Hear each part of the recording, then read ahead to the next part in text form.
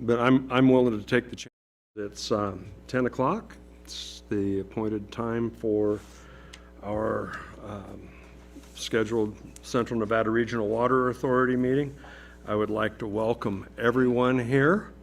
Take note that we've got 3 people from Mineral County, and sure appreciate their attendance today. Why don't we just start with the Pledge of Allegiance, unless Leanna wants to sing the national anthem. They pay me in church not to. Recording in progress. Please join me.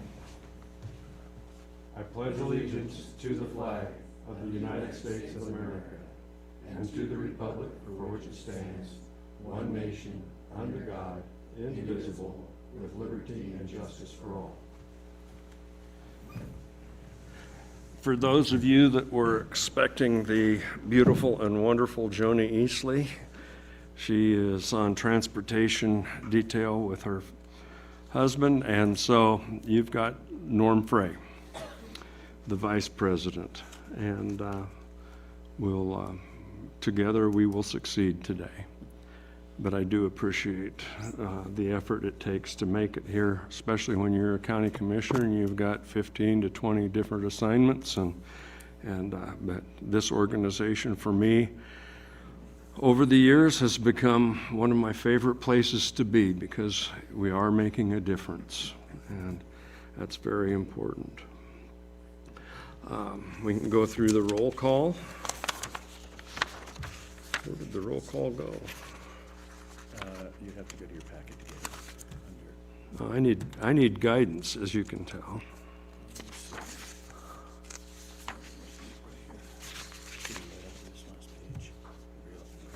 Why don't you just jump all over it? Okay, there we go. All right, and I'm a little slow on names and things, but Commissioner Ghetto? Here. Norm Frey is present. Rex Steninger? Not present. Brian Gale? Elko County. Fred Perez? Present.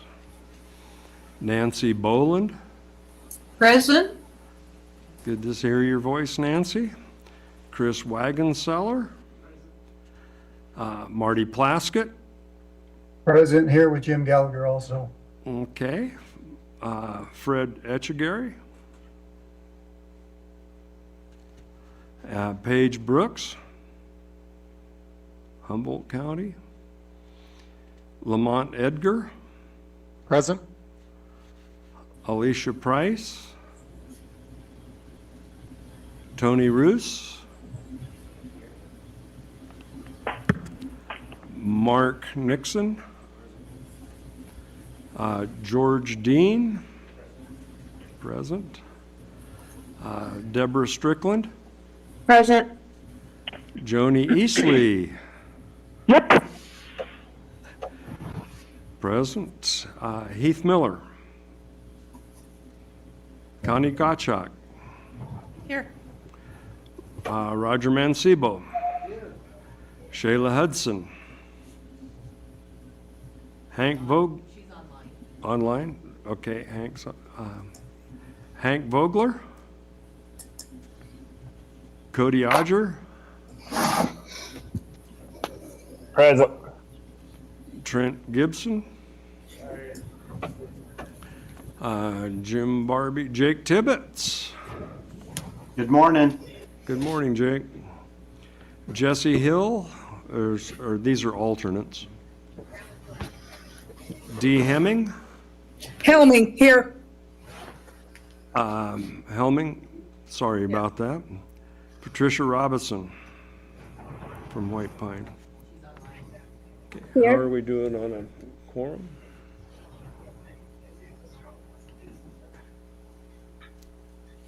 $23 present. 23 present, so we've got a quorum. All right, let's move on to Do you want to have any people introduce themselves to the public? Yeah, anybody not from the public? I know here we have Leanna, but Leanna, introduce yourself.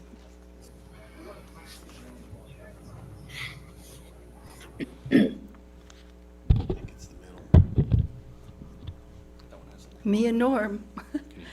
Can you hear me? Yes. Leanna Carey, Progressive Rancher Magazine.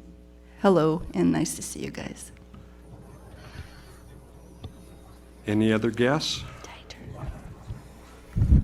Laurel Saito, the Nature Conservancy. Welcome. Ian Labadie, Nye County Natural Resources and Federal Facilities. Paula Carson, White Pine County. Daniel Safner, Desert Research Institute. Alexandra Lutz, Desert Research Institute. Is that all? Okay. Good morning, this is Alex. Okay, thank you. Anybody else? Hearing none, last call. I will remind everybody for here in the room, restrooms are right across the entry here. And please make sure your cell phones are on mute. Mine probably is not. Except since I've been a county commissioner, I keep it on mute an awful lot. One of the luxuries. And the other thing, when you speak in the microphone, make sure you turn it on. You have the red light on the, and then you get a green light on the bottom. Shut them off when you are not speaking, otherwise we get confusion in the computer system. And that messes with the whole thing. So, There is one, and I think it's P4, it's either P3 or P4 that the light does not come on, but it does work, so you'll just have to test it. okay. Oh, you got it perfect. Miles is our commissioner here. He's familiar with everything here. So, okay. We'll move on to public comment. This time is devoted to comments by the general public pursuant to NRS 241.2020, no action will be taken on matters raised under public comment until the matter itself has been included on an agenda item as an action item. Anybody have any public comment?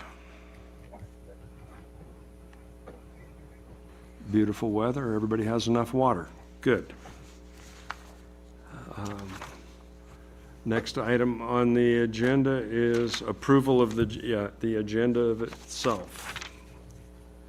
Anybody have any change requests or recommendations for change? If not, Mr. Chairman, I will move to approve. Moved by Roger Mancebo to approve the agenda as submitted. I'll second that. Seconded. My hearing is not as good as it used to be either, so off we go. That just goes to something that Jeff and I were talking about at breakfast time, is we're getting close to the need for a succession plan. You are all targets. Just beware. Mr. Chair, Please state your name. it's Joni in Tonopah. Just a suggestion, whoever makes a motion or seconds it, can they identify themselves for the record? I think Sam Merlino is online, and she doesn't have the pleasure of being there in person to see and hear who's making and seconding motions. Joni, thank you very much. That is very true. Just announce yourself, whether you're in the room or online. Announce your name when speaking. It helps get the minutes written a little more accurately. So we have a motion and a second on the approval of the agenda. Is there any opposition? Hearing no opposition, we'll consider the agenda approved as submitted. Chairman, Yes? Norm, nobody identified themselves doing the second on that motion. I think that's what Joni Miles, was. it was Okay. Miles Ghetto. Okay, thank you. We'll move to item number 4 on the agenda, the admittance of Mineral County as a member of the Central Nevada Regional Water Authority and possible action to waive Mineral County's $7,500 member assessment for the current fiscal year. I'm going to let Jeff speak a little bit to this as well. Thank you, Mr. Chair. As you all know, at your last meeting, this board passed a resolution to recommend to all the 9 member counties at the time to accept Mineral County as a member of the Central Nevada Regional Water Authority based upon the letter that was sent from the Mineral County Board of County Commissioners. And we're at a point now where we have the 9 member counties who have looked at the resolution. We're still waiting for ratification on one, but for all intents and purposes, it's pretty clear that the 9 member counties are going to have or about to pass resolutions to admit Mineral County. So at this point, I think it's just a formality, and the resolution, by the way, is to admit Mineral County retroactive back to January 1st. So at this point, I think the only other item of discussion on this particular item, aside from welcoming Mineral County and their representatives, is I did receive an email from excuse me, Mr. Nixon, Mark Nixon, who is the chair of their planning commission, requesting where to forward their member assessment. And I said, hold off, because, you know, we're 8 months into the fiscal year, and let's just see if that's something that the board really needs to have done this year, or just hold off and roll that forward beginning the next fiscal year. And so we're at a point in our agenda where we'll also be approving a excuse me, a budget for the next fiscal year, and I am recommending that Mineral County, of course, be included for an assessment in the next fiscal year. So the question is, does this board want to waive, at least for this current fiscal year, the remaining portion of the fiscal year, the member assessment for Mineral County? Mr. Chair, I think that's a good idea, and I would make a motion to approve. Motion to approve by Joni Easley. We have a second. Second by Strickland.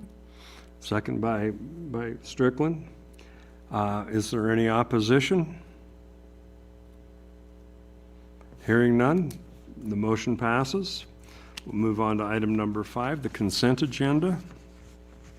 All matters listed under the consent agenda are considered routine and may be acted upon by the CNRWA board with one action and without an extensive hearing. Any member of the board may request that an item be taken from the consent agenda, discussed, and acted upon separately during this meeting.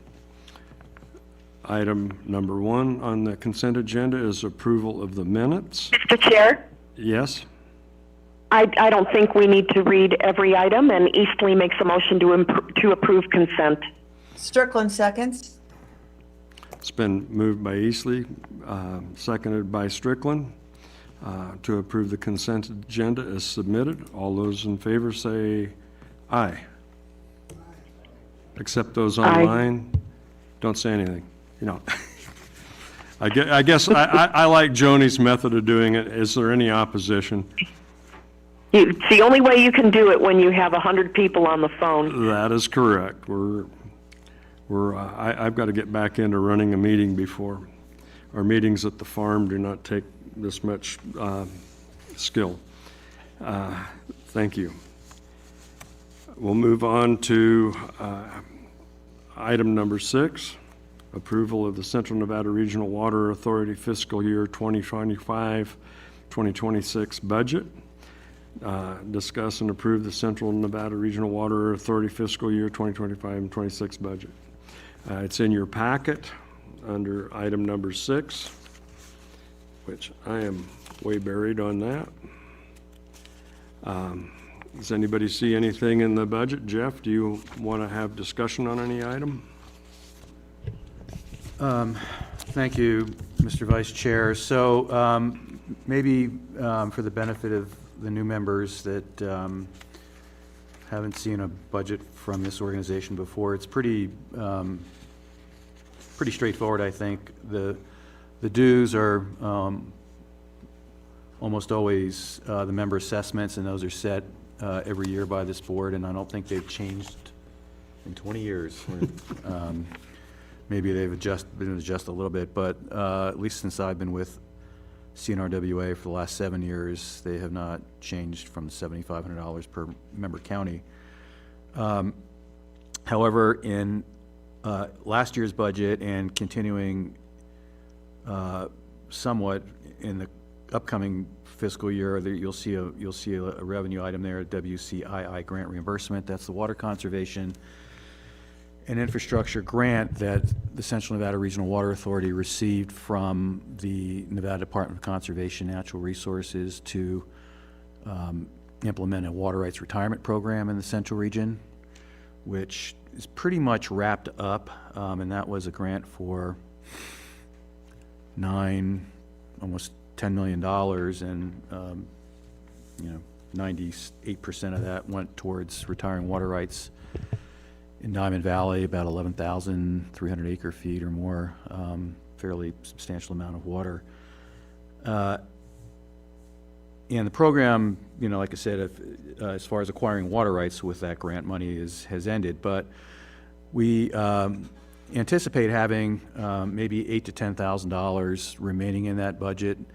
And I've asked the Department of Conservation and Natural Resources if we can carry that forward. It's American Rescue Plan Act dollars, so it's been obligated, and I think we still have another year and a half or so to spend it. And I think there are a few maybe follow-up items on our water rights retirement program that might be worth looking into, and one I think is very important, and that has to do with what we require the water right holders who retire their water rights to do on their now non-irrigated lands to mitigate against any potential problems like rodents and weeds and dust and those kinds of things. And those landowners are responsible through the restrictive covenants and deed restrictions to maintain that land. And because the program had to be completed in a very short amount of time, like 9 months from the time we got the grant award to the time we, maybe 10 months, closed on these properties or these water rights. We developed a general mitigation plan for these farmers, and they haven't really had time to implement most of it. So we want to make sure that they're doing the right thing, that we, are taking care of those non-irrigated lands. And so I thought, maybe some of this funding could be used for some additional follow-up and maybe some additional sort of analysis of, whether or not what we did has been helpful. I have no doubt that it has been helpful, but maybe to try to quantify that a little bit. So that's what the $7,000 in the WCII grant reimbursement revenue category is for. The possibility that we would, through our contractor Resource Concepts, Inc., probably do some of that additional work. On the expenditure side, most of the expenditures are for an agreement that CNRWA has with Nevada Authority Management, LLC, which is my LLC, to basically provide professional services to this organization. And an executive assistant, who is Sam Merlina, who takes care of all of our meeting minutes, and we appreciate very much having work with us. We have a groundwater monitoring program. That's Niall Pennington. Niall has been doing this. He's a former USGS employee. He's been doing groundwater monitoring in 12 different basins throughout the Central Region where there isn't otherwise a real robust groundwater management or monitoring program, and so now it's been doing that in some very critical basins in the central region. And then we have had on and off legal counsel on retainer to work with us primarily during the legislative session, and we do this session as well. Debbie Leonard, who worked with us on the Water Rights Retirement Program, is the legal counsel. She's a water rights attorney located in Reno, has lots of experience in water rights and handling various cases throughout the state. So she's working with us during the legislative session to guide us through on, you know, the implications of various bills and ideas, and helping us draft amendments when necessary and things of that nature. And then the on-call, hydrogeologic services is another on-call agreement with David Berger to help us where we need that deeper level of technical expertise or understanding of hydrogeology. Dave has worked on a number of different projects for CNRWA, including work in Buena Vista Valley Basin in Pershing County, and more recently in Fish Lake Valley in Esmeralda County. And David is a former director of the State Water Science Center for the U.S. Geological Survey, has lots of great experiences. I think personally authored or investigated a number of basins in the central region. And then the rest of the expenses are pretty straightforward. The only difference in this budget relative to the current year budget and previous years is that I'm recommending an increase from $40,000 to $45,000 for CNRWA's contract with Nevada Authority Management LLC, simply because, especially now, I think things are requiring a lot more time and effort to really stay engaged with, and especially during a legislative session. I think we'll see that happening, and then last year with the Water Rights Retirement Program. So typically, you know, I would bill maybe, 20 hours, 15 to 20 hours a month. My contract calls for 30. So I just wanted to build that in there for the, possibility that we would need to do some additional work. And then also I'm proposing a slight increase from $12,000 to $13,500 for Niall Pennington's contract. I think he's been doing the work for that amount of money since day one, and with the cost of lodging and gas and just his time and effort, I think a 10% increase is warranted or reasonable. Aside from that, I think everything else is pretty straightforward. Then the last thing you might notice in this budget is I'm projecting a beginning fund balance of roughly what, more than 1 year, 1 year of member assessment dues in the aggregate of $75,000. So I'm recommending, we're going to be beginning the year, I think, projected with a beginning fund balance that exceeds our annual dues assessment. And you'll see that with what's proposed in the expenditures, that the ending fund balance would be $14,000 less, so we would have some deficit spending. What I would say is that I don't think we will have deficit spending, only because we don't typically spend as much as budgeted, for example, in travel analysis counseling and counsel. So I think we'll be okay, and if we get to a point where we're approaching what would appear to be more than our revenues for that year, then we can have a discussion later on in the year about what adjustments, if any, you want to make with regard to the budget. So it's probably more than I really expected to talk about on the budget, but I just want to make sure everybody is aware of what went into that. One of the things that's incumbent upon us is to review these packets before the meeting, because we like to keep discussion to a minimum, but we do want discussion. Is there any discussion on the budget, the proposed budget? Mr. Chair, I thought it was absolutely reasonable, and I agree with Jeff's recommendations. That's Joni in Tonopah. Joni in Tonopah, are you going to make that a motion? Yes. I hate to make all the motions, but yes, I'll make that motion. Is there a second? This is Shayla Hudson. I'll second. Okay, any further discussion? Any opposition to the motion? Hearing none, the motion passes. Budget is adopted.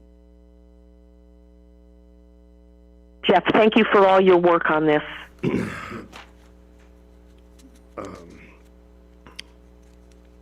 Item number 7 on the agenda is discussion and possible action to update the 2005 interlocal agreement, cooperative agreement, creating the Central Nevada Regional Water Authority and/or Central Nevada Regional Water Authority's bylaws.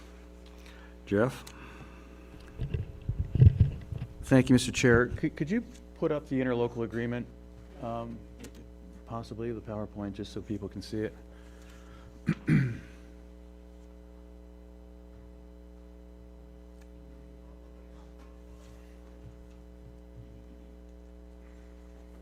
Well, yeah, there we go.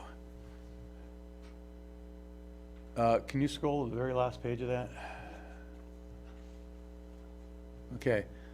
Thank you, Crystal and Pam. And by the way, thank you to Crystal and Pam for running the show for us. It's great to be able to have both of them here and take care of all of the stuff that goes on to make this meeting work, and it just helps us all out. So really appreciate your being here. So CNRWA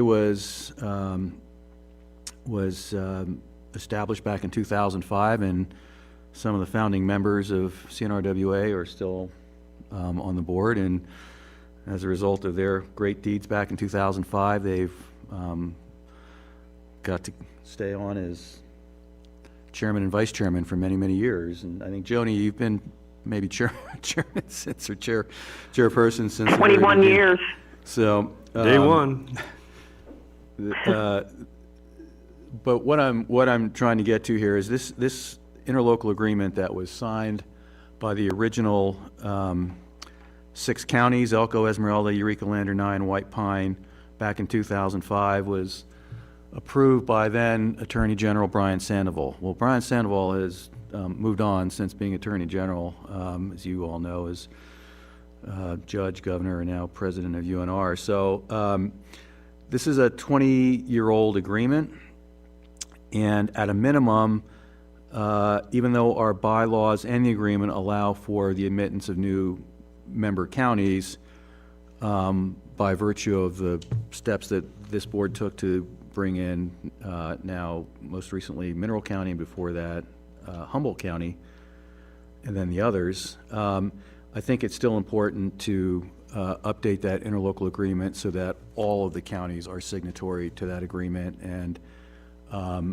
you know, I don't think much has changed in terms of the standard boilerplate language, because this agreement was prepared and agreed to by then 6 county commissioners, or 6 boards of county commissions, and 6 individual county DAs, using what I think is pretty standard language under NRS 277, which is the Nevada revised statute for Interlocal Government Cooperation Act, or something like that. But it's pretty standard. There may be some updates, but I don't think anything that would be substantially impactful to this organization.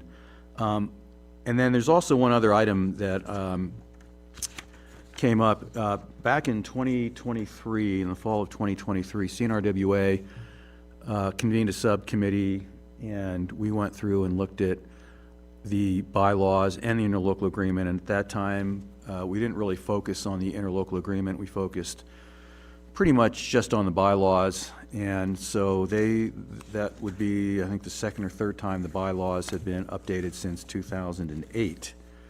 And one of the things that I recently noticed that I guess had been in the bylaws for some time is a provision in the bylaws that allows a member county to have, at their discretion, 1, 2, or 3 representatives to the CNRWA Board of Directors. However, our interlocal agreement basically says that each member county has 3 representatives to the board of directors. So we want to resolve that inconsistency, if nothing else, and then again add all now 10 member counties to the agreement. And I guess really the major topic of discussion, at least for this exercise at this point, is whether or not we should reconcile it so that we go back to what the interlocal agreement says and require every member county to have 3 representatives to the board of directors, or amend the interlocal agreement to be consistent with the bylaws, which allows the board, a individual member county, to have 1, 2, or 3 members to the board of directors. So that's the item. Any discussion? Ready for a motion? No, it's a housekeeping issue. It's overdue, and I agree with this, Mr. Chair. Okay. Thank you, Joni. Do we have a motion? It's someone else's turn to make a motion. Chris, you're up. With nothing coming forward, I'll make a motion to approve. This is Joni in Tonopah. Strickland seconds, would have made the first, but didn't jump on fast enough.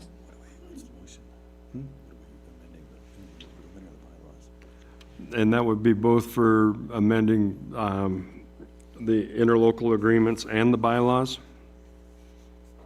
Yes, Mr. Chair, that's my intention. And that's my second. To come into conformance with the discussion? Yes. And we're going to amend it to have one, the choice of the county be 1, 2, Yeah, or 1, 3? 2, or 3. Okay. I think that adds clarity to it. And who is the second?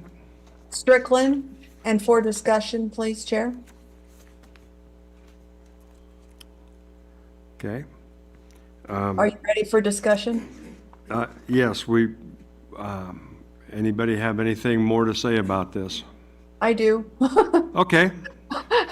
I'm just going to state that this makes a lot of sense because some member counties may have 3 people that are very strong in water, and others may not, may be lacking and may be only able to provide 1 person event that would be interested in water, as all of you are. Thank you. Thank you very much for those comments. Yes, sometimes it's hard to get people.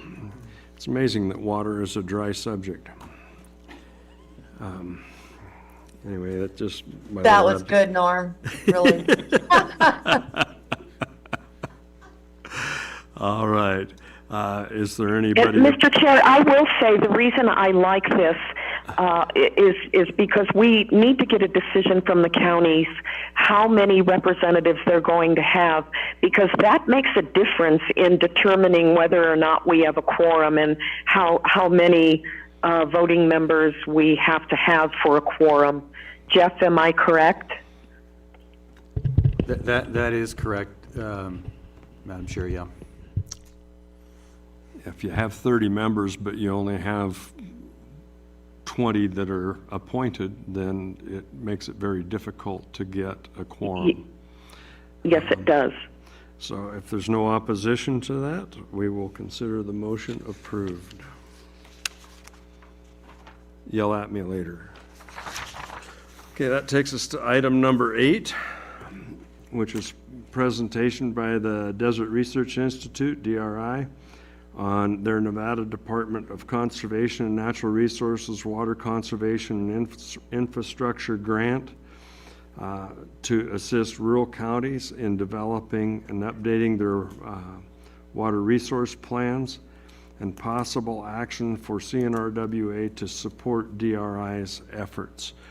This has been a huge deal for Norm Frey since 1900.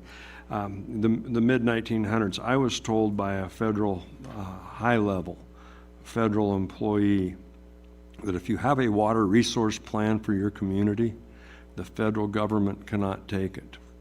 And as you know now, and we will discuss later, the federal government doesn't want to announce what resources, water resources they need and claim to have access to.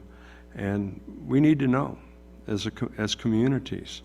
So it's extremely important, and I appreciate DRI for taking this up. It's one of the most important things in my mind. Our communities cannot grow, cannot even sustain themselves without our water resources. So thank you very much to DRI for getting the grant and working on this program. Is there any discussion? So, Mr. Vice Chair, I just wanted to provide maybe just a few additional remarks with regard to this topic, and then turn it over to Daniel and Alexandra from DRI, who are here to present. And again, I guess for the new members especially, in addition to what the Vice Chair talked about with regard to water plans and his experience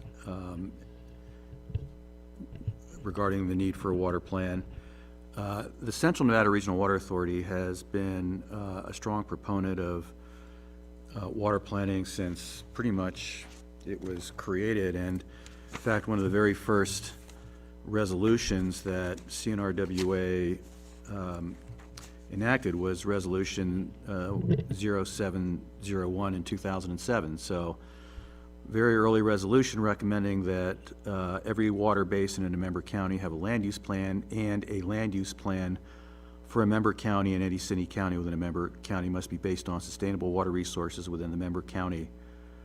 And then it goes on to talk about why that's important.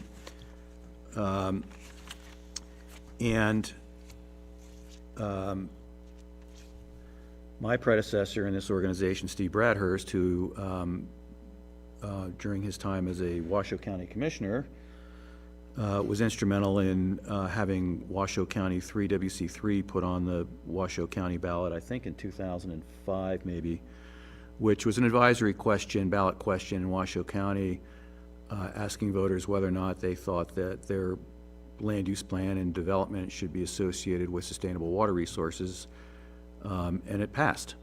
Now, it was an advisory question only, but I think that really set the tone for not only this organization, but for discussions about the need for water planning in our communities across the state. And as a result, I know in Washoe County, they have a very strong component in their land use plan with their water resource management plan through the Truckee Meadows Planning Association, I guess that's what it's called.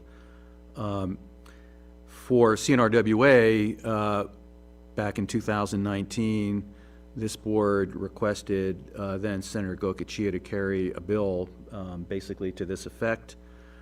And Senate Bill 150, which basically requires every county and certain cities to have a water resource plan and have it updated every 10 years, and the water plan would be required to assess what water is both physically and legally available to the county, and then based on current demand and then projecting future demand, whether or not those resources are sustainable, and if they're not, then what's the plan for finding a sustainable water resource to support that growth and development. SB 150 was presented. CNRWA and Senator Gokachia presented the bill. It passed unanimously out of both the Assembly and the Senate. No votes in opposition, and it became law.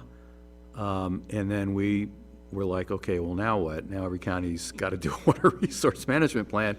And for those of you who may not know my background, when we were at the Nevada Association of Counties, the last thing we would ever propose doing is placing an additional unfunded mandate on county governments. But in this case, we thought that we had identified a funding source for counties to help address the additional cost. And so in consultation with the state, we identified the state drinking water grant program that is administered through the State Board for Financing Water Projects and the Department of Conservation and Natural Resources as a funding source potentially for helping rural counties pay for the cost of doing their water resource plans.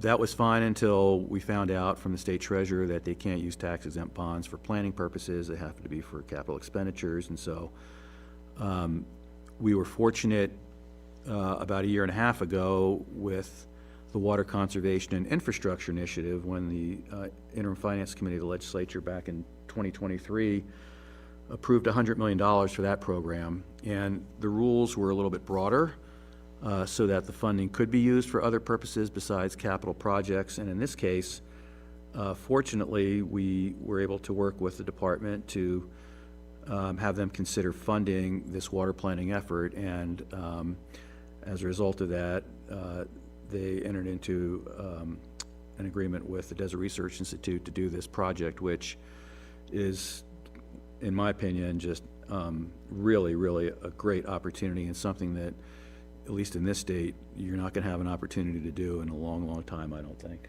To have that kind of expertise and assistance available to your county to update or develop a new water resource plan. And the other thing about the water resource plan is that we are really making it clear, both with the state and with the legislature now in session, that these water plans are really important for these counties, for rural counties especially. There's, as you know, and we'll talk about this a little bit more as we get into legislative session matters, but there is more and more demand being placed on your water resources.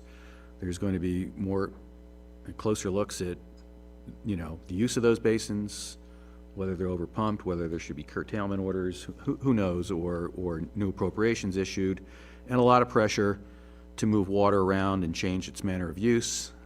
Just a lot of different dynamics associated with water in your counties. And so, again, it's a great opportunity to strengthen your plan if you have one, to help develop a new one if you need a new one. And so today, we have the Desert Research Institute here to provide a presentation on where they are. I know they've reached out to a number of folks already, and I've had some questions from some of you, but we've got the PowerPoint presentation ready to go, and you guys want to come up and you can sit over here, and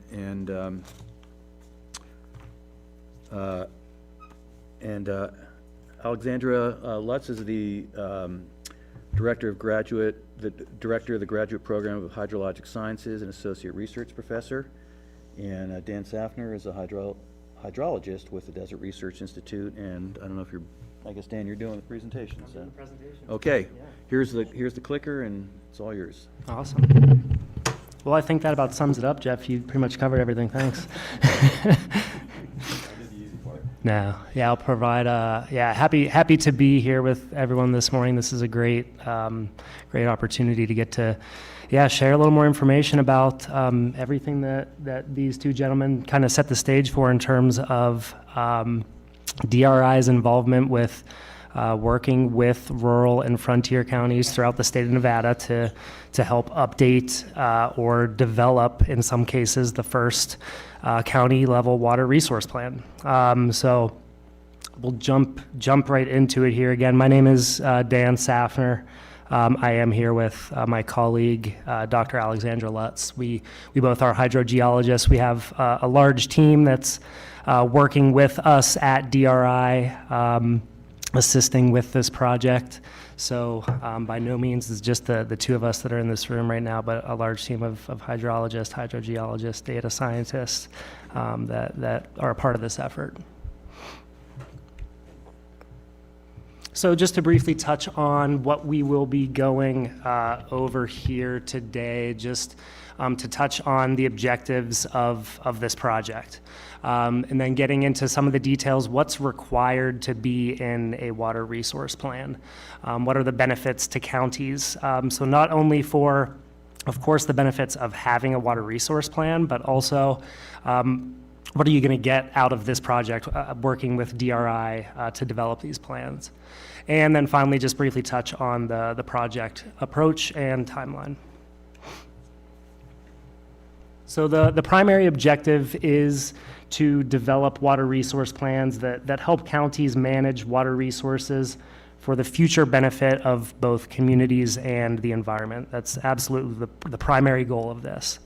To develop these plans so that there are sustainable water resources into the future for each of Nevada's rural and frontier counties. So to make this happen, as Jeff mentioned, this is a funded initiative from the Department of Conservation and Natural Resources through the NWCII, that's the Nevada Water Conservation Infrastructure Initiative,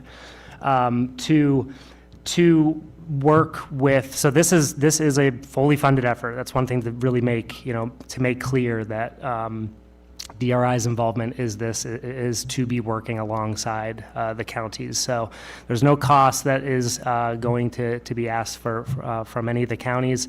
This is a grant for DRI to be working with each of you. And we do say here to update or develop these plans, again, as we've mentioned a few times, Jeff did, and I already have as well, that of course every county is a bit different where they are currently with their water resource plan. Some counties have an existing plan, some are in the process of going through an update and are about done with that. That's wonderful. There are other counties that don't have a plan. So we're happy to work with you from kind of square one. And then there are, of course, other counties that might have an initial plan and might be in need of refining or updating that plan. So all of those situations are certainly eligible for this effort. And the three sub-bullet points there just kind of outline the general objectives of a plan. So of course it's meant to meet the Nevada revised statutes, which again, I'll get into some of the details of the requirements of what's meant to be in a plan. And then that second point there, probably even more important, is really to dive into what are the county specific water issues and water needs. This is where the collaborative nature of this project is really imperative, that DRI is really not leading this effort. We are collaborating with the rural and frontier counties of Nevada to make sure that we develop a plan with you, to develop a plan that is going to be usable for your county into the future to make management decisions. So really important that these documents are developed in concert alongside of the county members to make sure that these plans can be implemented to make decisions according to how those water resources that are available to you should be managed into the future. And then as we work through this project, kind of a secondary goal here is to develop what we're kind of referring to as a guidance document. So we're going to develop best practices that we learned through this effort, working alongside Nevada's rural counties, but also through discussions that we have with other counties that have already developed a plan or have worked through the update process, to pull in these best practices to develop a guidance document that counties can use for future updates. So just to jump in a little bit in terms of the requirements, so what's meant to be in a water resource plan. So first it starts with simply identifying the water resources. What are they? Where are they? How much is available? And what's the quality of those water resources? So this applies to both surface water and groundwater, thinking about stream and river discharge, thinking about groundwater levels, lake and reservoir levels, and as I mentioned, a water quality assessment of the available water resources. There's also a requirement for identifying sources, applications of effluent as well. So any treated or untreated wastewater effluent that may be returned to the environment. Where is it coming from? What is it being used for? How much of it is going into the environment? Existing and expected water demand. So existing demand includes working through an assessment of current water appropriations. What are the water right allocations? This is at the county level, thinking about individual hydrographic basins within a county and thinking about community level water rights allocations as well. Moving into groundwater pumpage reports. So moving beyond how much water is actually allocated, how much water with respect to groundwater is actually being pumped and used. Thinking about population as well, land use, economic uses of water. Moving into the expected demand, so this is thinking more along the lines of what are the projected or expected changes in population, the economy of a given county, land use changes. And then once we have all of that information, how much water is available for use and what is the demand of those water resources, then it comes to doing an assessment of supply versus demand. And this is really where these plans, in my mind, become very important. And again, this is really where we start talking more about the collaborative nature of this effort, right? DRI can spend a lot of our time working on the assessment of water supplies. That's what we're great at. And thinking about how much water there is, how much water is available to use based on the water quality. But now thinking about the demand component. This is where it becomes very important. Again, Jeff mentioned earlier about tying these water resource plans into land use plans, land management plans, maybe a county's master plan. What is the expected future meant to look like for a given county to make some projections moving forward about what the water demand will be with a changing economy? If a new mine is meant to come online, if there's new industry coming into a county, what is the water demand expected to be? Is there the available water supplies to meet that expected change in demand is a very critical component of these plans. And then also doing assessments of looking at historical things like water level trends, water quality over time, to be thinking about how that impacts availability of water supplies as well. And that really leads into the point that's made here in green, which is if there is some offset or maybe a deficit between if there's a greater demand than there are available water supplies, that's when it comes to the point of making a management plan to address those any deficits that there may be.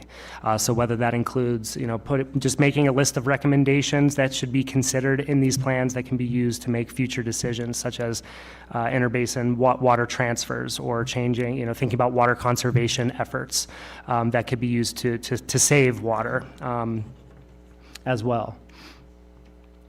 And these plans are meant to be adopted by July 1st, 2029. And then from that point forward, it's expected that the plans should be updated at least once every 10 years. So just to touch on, again, outside of what we've kind of all spoken about a little bit in terms of the benefits of how a county can grow, can improve, can benefit from the use of these plans. Being a part of this specific effort, working alongside DRI, we hope to offer a range of benefits to each of the rural and frontier counties in Nevada that are interested in this opportunity. Starting with the technical expertise that we do have in-house at DRI. So starting with, of course, doing the water resource and water use assessments. So that starts from square one, compiling the available data. There's a wide range of data sources that exist out there, from local to county to state publicly available databases. Accessing all the data that exists to do these analyses and to assess the availability of water resources. And then also doing the water use projections as well. So this includes looking again into the future and thinking about different manners of use of water, how much water is meant or expected to be used for agriculture. And as land use changes, the economy changes, again, thinking about different uses of water into the future.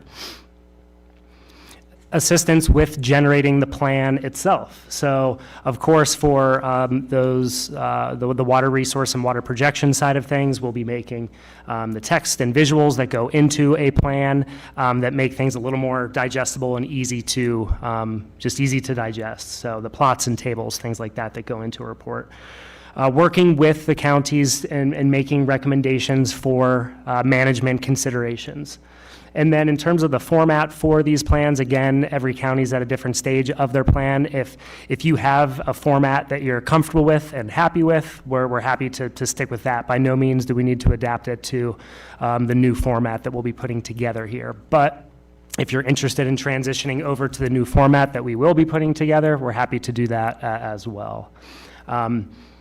And in addition to the fact that DRI's efforts and time for this is covered through this grant, there is also funding available for the counties to be involved. If that's something that your county is able and willing to receive and to use, then there's $20,000 for each county to use to contribute to these efforts. And in bold there, I made sure to put this in bold, that all rural and frontier counties are eligible to be a part of this. So for those that are interested, I'll have my contact information at the end of this slide here, so we can hopefully have time for questions to discuss here, but you'll have my information. So we certainly hope to work with as many counties as we can. And with DRI's role, we also are happy to facilitate and coordinate between counties, different state agencies, and various water stakeholders throughout this process. It's important to note that the state of Nevada is working through the state water plan right now. So I think the timing of this is great. In terms of developing and updating county level water plans, while the state is also going through a similar process at the moment, it's helpful to ensure that there is some consistency between the data, the numbers, the methodologies that are being used between the state and county levels. So, and DRI does have some members that are also involved in contributing to the state water plan. So it helps with ensuring some level of consistency between the two different levels of water plans. But there are certainly some responsibilities for and expectations for the counties. Again, I've mentioned several times this really truly is meant to be a collaborative effort. So we will look to the counties to lead the community engagement side of things.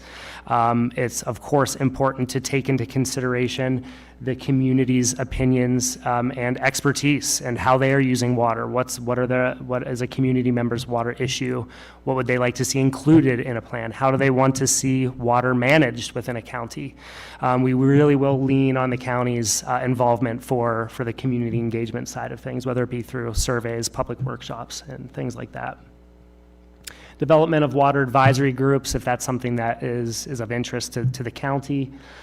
Providing DRI with data. I mentioned that we absolutely will be leading the effort to compiling and analyzing data, but undoubtedly there will be some data that's only available from the county. So working with you to make sure that we have the data that we need to quantify your water resources and water demand.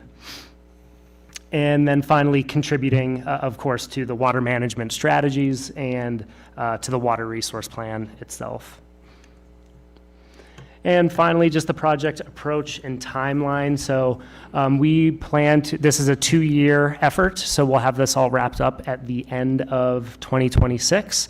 So a lot to be done in a little amount of time. But we are excited and motivated and moving quickly. So we are at the first stage of the process here with county engagement. So we've met with some of the people in this room, several people that are online as well, to talk through this opportunity, to see which counties are interested in being a part of the effort and seeing where each county is with their current water resource plan or making plans to start on one. Once we've met with every county, we still have a few left to discuss this with.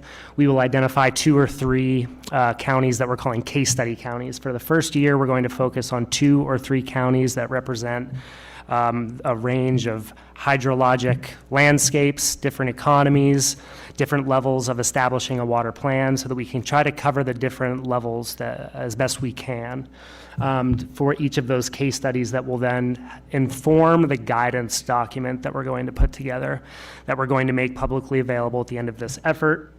So we'll develop that guidance document, the framework for that. during this first year, and then we'll apply that methodology, that framework through the second year to work with the remaining counties.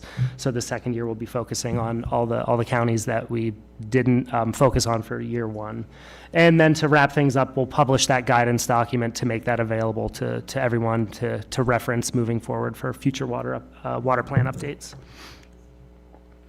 And just real briefly, the acknowledgements I already touched on, the funding source. This is through the Nevada Water Conservation Infrastructure Initiative.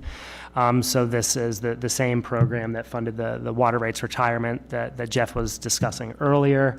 And a whole long list of the names of the folks at DRI that's a part of this. Again, outside of myself and Dr. Lutz, there's several hydrologists, hydrogeologists to help with the technical side of things, data scientists, and our team that are leading the engagement and social science components of this project. So that's all that I have. Please feel free to take note of my email address. I don't know if there's time for questions, discussion on this. Yes, Jeff, a couple of comments? Yeah, thanks. Thank you, Dan, for that great presentation. I just want to reiterate how important these, at least in my opinion, these plans really are to our member counties. Remember, there are municipal water systems that you may operate or your communities may operate. You've got, irrigators, you've got mining, you've got all of these different manners of use and sort of competing in some cases. It's really important to have a plan that looks forward because, for example, if you haven't proven up or you haven't certificated your water right, or even if you have, you've got to continue to use that water. It's a use or lose doctrine. I mean, you put that water to beneficial use and you have to use it. In some cases, and we know for example with particularly the smaller rural water utilities, they have more water rights than probably they need to pump today, but certainly don't want to be in a position where they've got to relinquish or forfeit those rights because they're not putting them to beneficial use. But to the extent that you can tie your future development to your water plan and the need to maintain those water rights for future development, I mean, the last thing any community wants to be in a position of having to do is deny development because they don't have the water rights. And so it's really important to do that, to preserve your water resources. It's important to protect your water rights from potentially an interbasin transfer out of the basin or even out of your county to serve some other area. Those are all things that are potentially actionable items from this plan that can be put into county ordinances, for example. And then the last thing is, as Dan mentioned, the state is going through their process of updating their 20-plus-year-old state water plan. And we want to make sure, and I think this has been a problem in the past, at least in some instances, where we have a county that will go to the state and say, or you have a development in a county, and you go to the state Division of Water Resources for their signature on a plat map or subdivision map, and they deny it because they don't believe that the water resources are available to support a new development, either through a will-serve letter or perhaps through a parcel map that would be based on domestic wells in a basin, for example. Well, that's their data. But you're going to have your data, and we want to make sure that those two data sets line up so that when decisions are being contemplated at the county level, that you have a really good understanding of what it is that the state's going to be looking at so that this is all coordinated. So again, I just can't emphasize enough the importance of having a really robust and scientifically based water resource management plan for your county really is. I'll go back to my experience because that's about all I have these days. The hardest thing to do is to start. Take the first step. You got $20,000 here, for crying out loud. Start. And it's a plan. If it needs to be changed in the future, just go ahead. You can change it if it's not perfect. Don't you strive for perfection. You take what you've got, and then you change it to perfect it later if you need to. Among those things, if you have a program in place, Miles, if you have a program in place and you do not maintain your water rights by doing things like reconveyances, when people dedicate water to your county, as I have done personally, make sure you get the name changed down at the state engineer's office. Those things are important. Those are things that will end up setting you up to where you lose those water rights. If you don't maintain them, you're going to lose them and put them in jeopardy. So get started, get something on paper. It can keep your water, as Jeff said, from going to another community for their benefit. Use it for your benefit. It's your resource. That's one of the major things that this organization has done. We have gathered a lot of information over the years and made it available to the public. And so where we started in Churchill County back many years ago, 20 years ago, you've got a lot more data available to you than we have had at the time. So get started, get going. Any other questions for our presenter? And thank you very much, Dan. I sure appreciate it. Leanna? Yeah, Mr. Chair, I have a question. It's Joni in Tonopah. Dan, you may have covered this and I missed it, but how do you plan your outreach to the counties? And a follow-up question to that is, are you only going to follow up with counties, or are you going to attempt to engage any water authorities within that county? Thank you, Mr. Chair. Yeah, thanks so much for that question. So outreach started with working closely with the Division of Water Resources. Their planning team helped with reaching out and contacting several counties, and a lot of it was really with working closely with Jeff. So Jeff helped with the initial correspondence and reaching out to all of the member counties of CNRWA, which covers, of course, the majority of the target counties, so rural and frontier counties of Nevada. And then also working with the Carson Water Subconservancy District. Ed James is the manager there. He helped with getting in touch with the right folks at I believe there are 3 counties that fall within the CWSD. So that's where we started. And that's really where we have focused our effort to initially, is to meet with the right folks at each of the rural and frontier counties, and then we're going to go from there in terms of meeting with more water stakeholders that should be involved in these discussions and these processes. On that, I would recommend also going to the Nevada Association of Counties. This presentation would be valuable. You will have some of the same people there, might be many of the same people there. You will have large counties and small counties there, but it's quite possibly a different audience for you to give this presentation to, but it's valuable to them. Leanna? If there is what is the repercussion if counties do not meet the deadline of July 1st, 2029? Jeffrey, do you have an answer on that one? There's no penalty or I guess reaction to or response to a county that doesn't update their plan. I think it's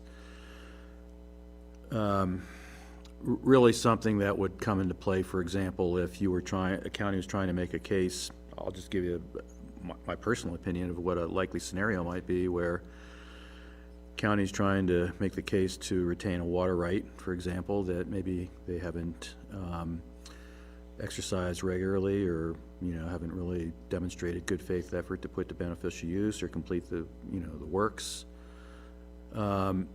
And if it's not in a current water resource management plan, the Division of Water Resources might look at that and say, well, it's not in your plan, or it's in a plan that's outdated, as opposed to being in a current plan. So an extension of time request, for example, it might come into play. But otherwise, I mean, there's no enforcement if a county doesn't adopt that plan. It's really,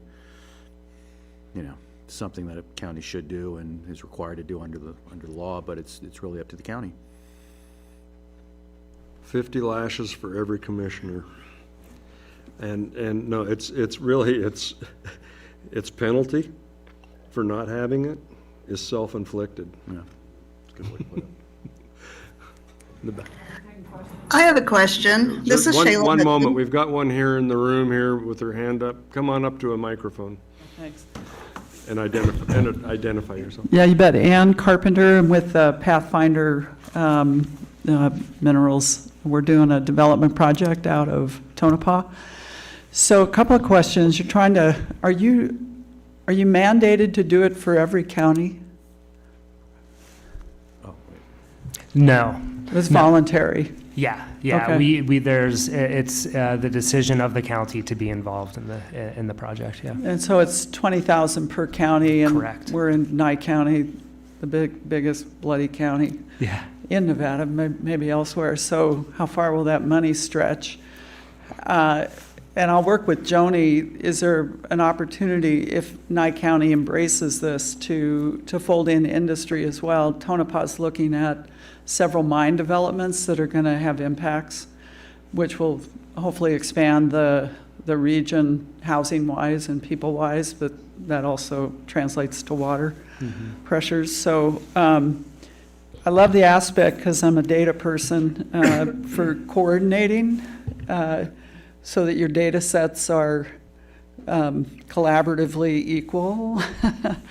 So it'd be interesting to see how many counties, and Jeff, maybe you can talk about this, how many counties within the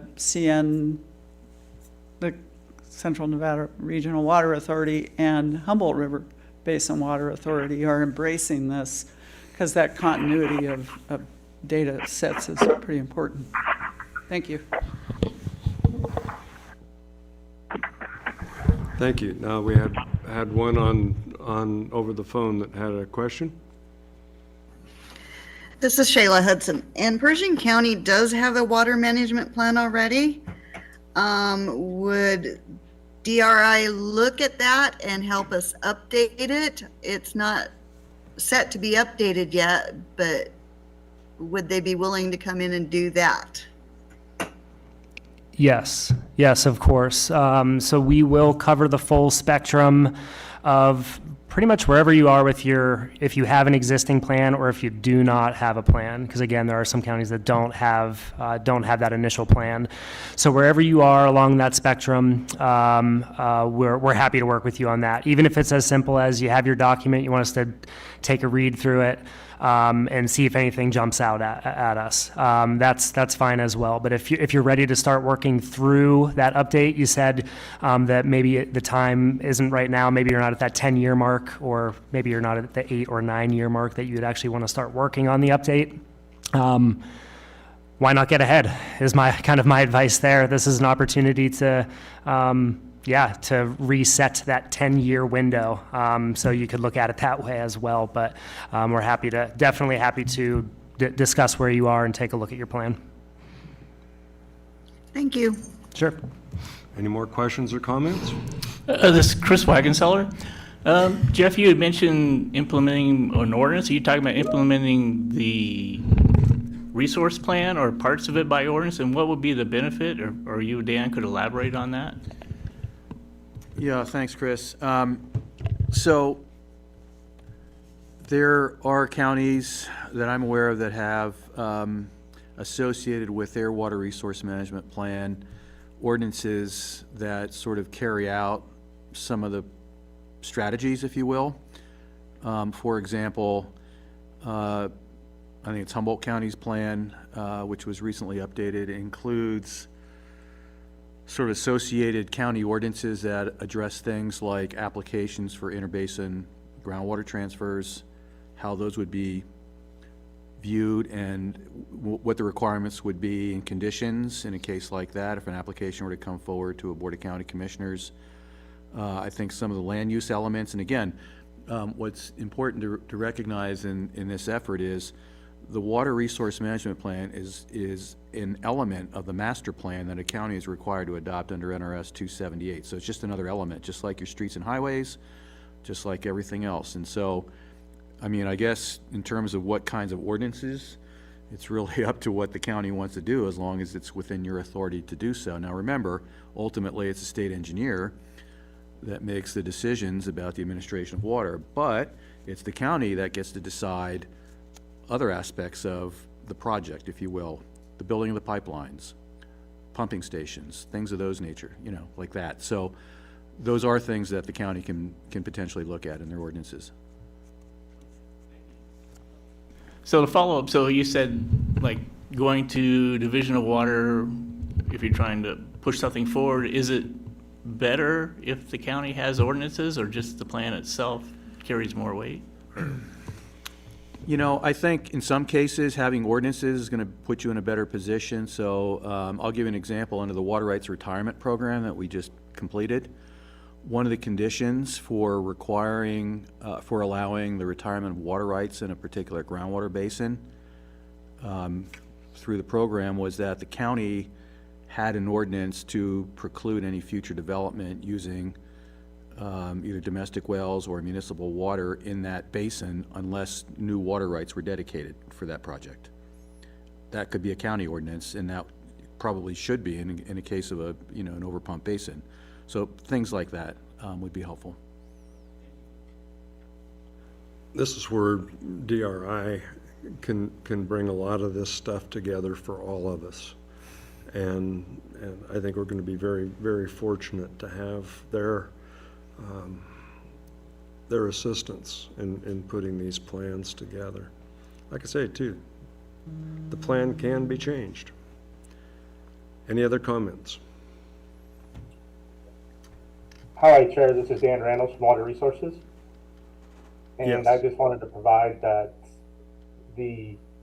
everything that they've gone on, the resource plans and everything else, we provide a lot of data in coordination with them. But at the same time, these counties, I've actually met with a few personally, like Lyon County. They came in and in trying to develop their plan, they actually reached out to us just to get an idea of, what their water rates were, how much water was associated with each permit, stuff like that. Our staff is available, and we're more than happy to sit down with each, the county, whoever needs to come in or whoever's in charge of that to help with those efforts. And Mr. Fontaine mentioned, extension of time. We can help. We're more than happy to help anybody with an extension of time if they want to come in and stuff. It's like we don't mind if it's county. If you're reaching out to us, we'd love to help you. And then I believe it was you that was mentioning the title update. I started with this agency doing title, and it's one of the things that I personally did as well, is sat down with people and figure out their title, figure out, what they need to submit and get into us. So, using us as a resource it's very much available. Thank you. Other comments? Thank you again, Dan. Valuable. This is something that just needs to be in place, monitored by all of our counties. All right, we can move on then to item number 9, I believe it is. It's a framework to assess the hydrologic impacts of lithium extraction in Nevada. Presentation by Dan Schaffner. I've met him somewhere. Assistant Research Hydrologist, Division of Hydrologic Sciences, Desert Research Institute. You're busy. Mr. Vice Chair, if I can just do a quick update on this. So we've had a number of presentations on what's going on in the lithium world in Nevada anyway, especially in places like Clayton Valley and Fish Lake Valley and elsewhere. And just getting sort of a lay of the land from groups like Nevada Division of Minerals, from Schlumberger with their work on piloting direct lithium extraction, and from various lithium companies. Just to kind of underscore this, if you look at a map of what are inferred to be lithium claims filed in the state of Nevada, there are almost 24,000 claims inferred to be lithium claims at some stage of the process in the state of Nevada. And I didn't do the detailed analysis, but I would venture to say that better than 75% of those claims are within your county, Central Nevada Regional Water Authority, or Central Hydrographic Region, and probably more broadly, your county. So we're trying to stay abreast of all this, and we're going to have a discussion a little bit later about a bill related to lithium, where could potentially have an impact on lithium. But for the time being, I wanted to, and I asked Dan if he would be willing to do this presentation. He made this presentation at the recent Nevada Water Resources Association annual conference last month in Sparks. I thought it was really timely and relevant, so I've asked Dan, who worked on this for DRI, to give his presentation on his framework for assessing the risk of lithium extraction in Nevada. So it's all yours. All right, it's me again. Thanks, everyone. You'll have another 15 minutes with me here. So, yeah, thanks a lot for the intro there, Jeff. So, yeah, this presentation is meant to provide a little bit of background on essentially a toolkit that a few of us at DRI developed with the Nature Conservancy that's meant specifically to help with assessing the potential hydrologic impacts associated with planned or future lithium projects, specifically in the state of Nevada. So I'm just going to walk through the details of what kind of went into developing this toolkit and how it's meant to be applied. So just to touch, I'm sure everyone is familiar with kind of where Nevada fits into the current state of lithium within our nation, within the world, but current estimates are that within the state of Nevada, somewhere around 85% of known lithium deposits in the country are in Nevada. So undoubtedly, Nevada is already playing a part of the lithium economy and will continue to do so moving forward. Which is really important for this transition, or at least thinking about moving more towards renewable energy sources. Relying on these lithium deposits definitely plays a significant role there. This map on the slide here is showing the location of lithium projects. So these are projects that have some level of commercial investment beyond the claim. This is the distribution of where those projects were throughout the state in 2022. If you were to update this map where the projects are located now, there'd be about twice as many dots on that map, which I think really illustrates just how much interest there is in lithium in the state of Nevada. The coloring of those circles is relevant to this talk.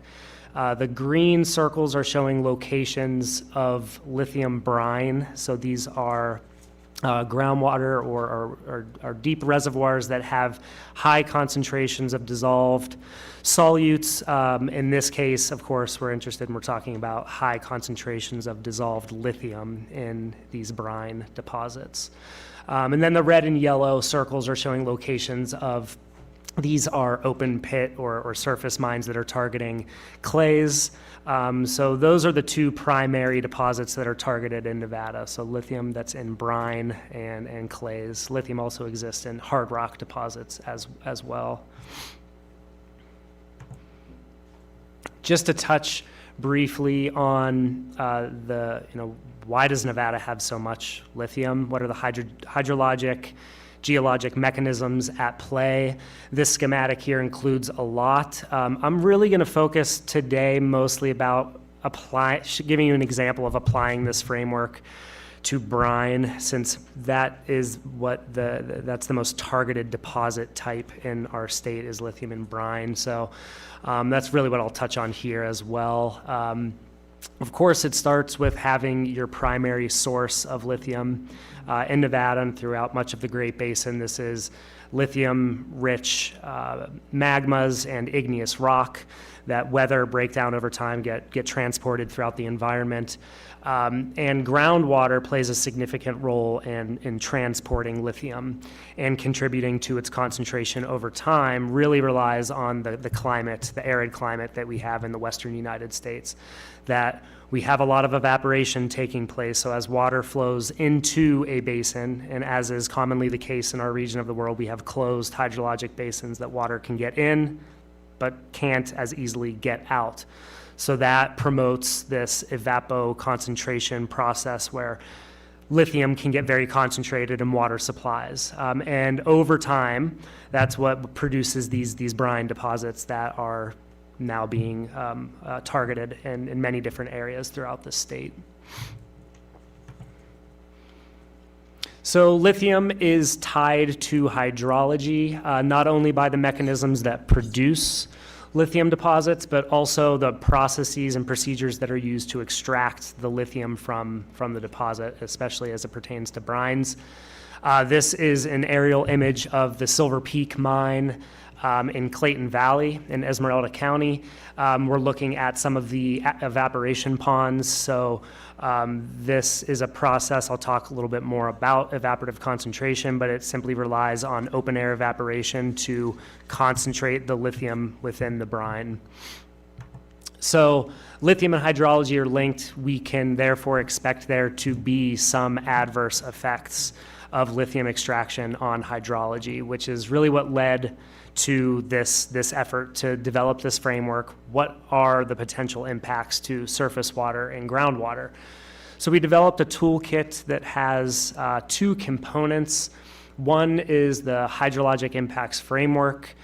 This is quite a detailed assessment of walking through potential risks to surface water and groundwater that are associated with, I highlighted here, planned or future lithium facilities. This toolkit is really meant, thinking about planning in the first talk, this is really planning as well, thinking into the future, what are some locations for expected or planned lithium facilities. So thinking through this before a facility is online, to answer some key questions before there's any land disturbance, before there's any physical extraction of any lithium brines, for example.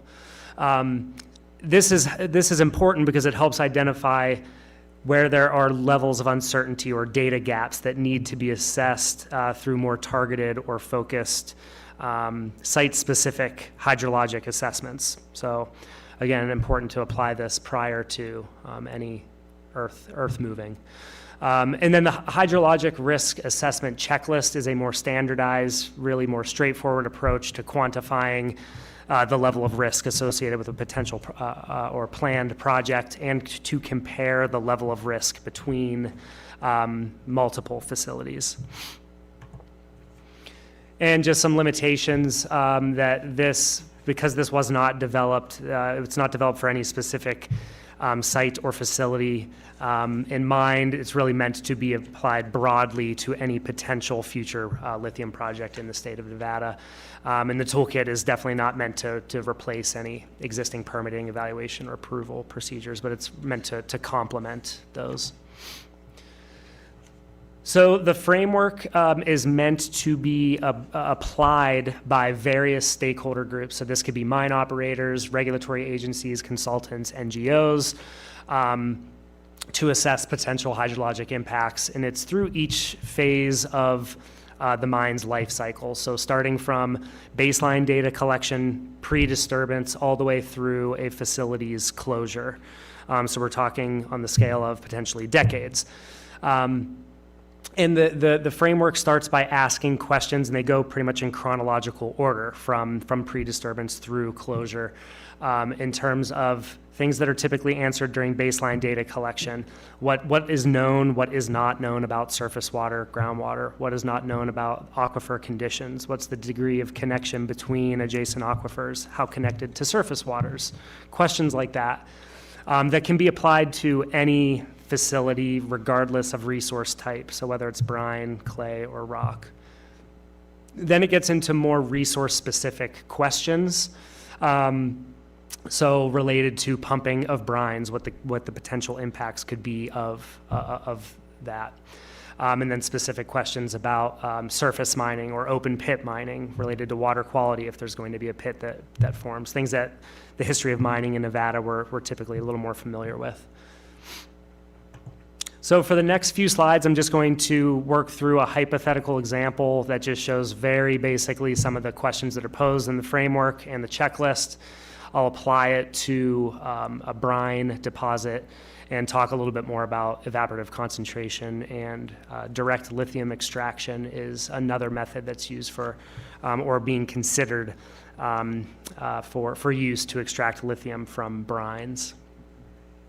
And it is worth mentioning that the framework does, even though I'm just going to talk about brine pretty much moving forward, it can be used for clays and hard rock as well. So again, focusing on brine and extraction of these brines through pumping, and the method of extraction is evaporative concentration. So this process starts with pumping of the lithium-enriched brine from the subsurface. So the framework starts with a series of questions about what is known about the aquifer conditions. What's the degree of connection between adjacent aquifers? Is the brine hydraulically connected to neighboring aquifers, potentially connected to any surface water supplies?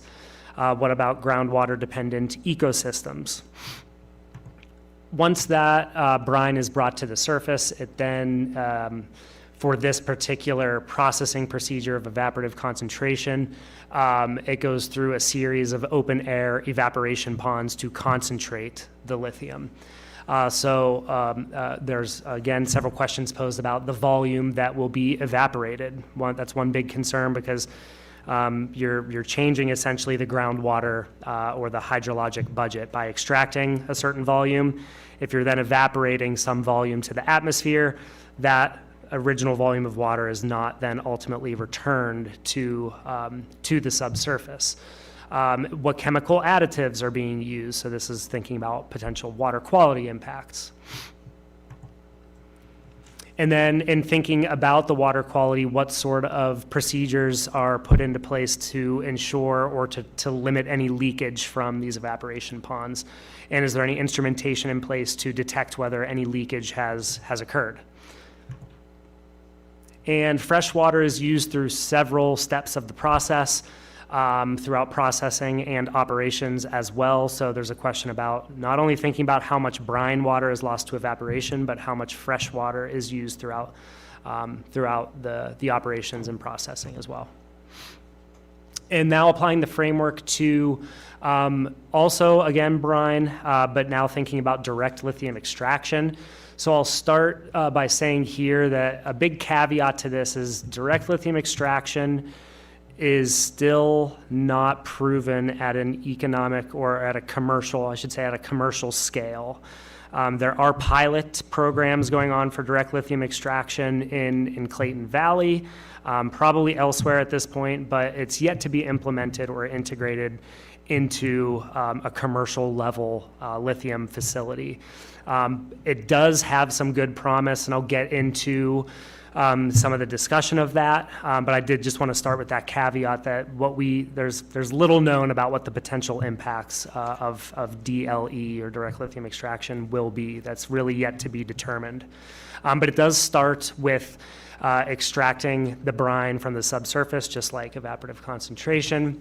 But rather than relying on open air evaporation, direct lithium extraction uses chemical or physical procedures to extract the lithium ions. And this is where the potential benefits of DLE come in, that you don't need to rely on open air evaporation, so you're not losing too much volume to the atmosphere, because in theory, it's meant to operate as a closed loop system where the volume that is taken out ultimately is what is returned to the subsurface, and ideally the original host aquifer of the brine deposit.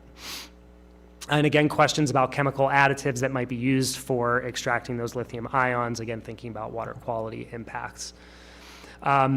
And then this is where I will say, at least from the research that we've done at this point, there's still a lot of questions in terms of the amount of fresh water that is used with direct lithium extraction.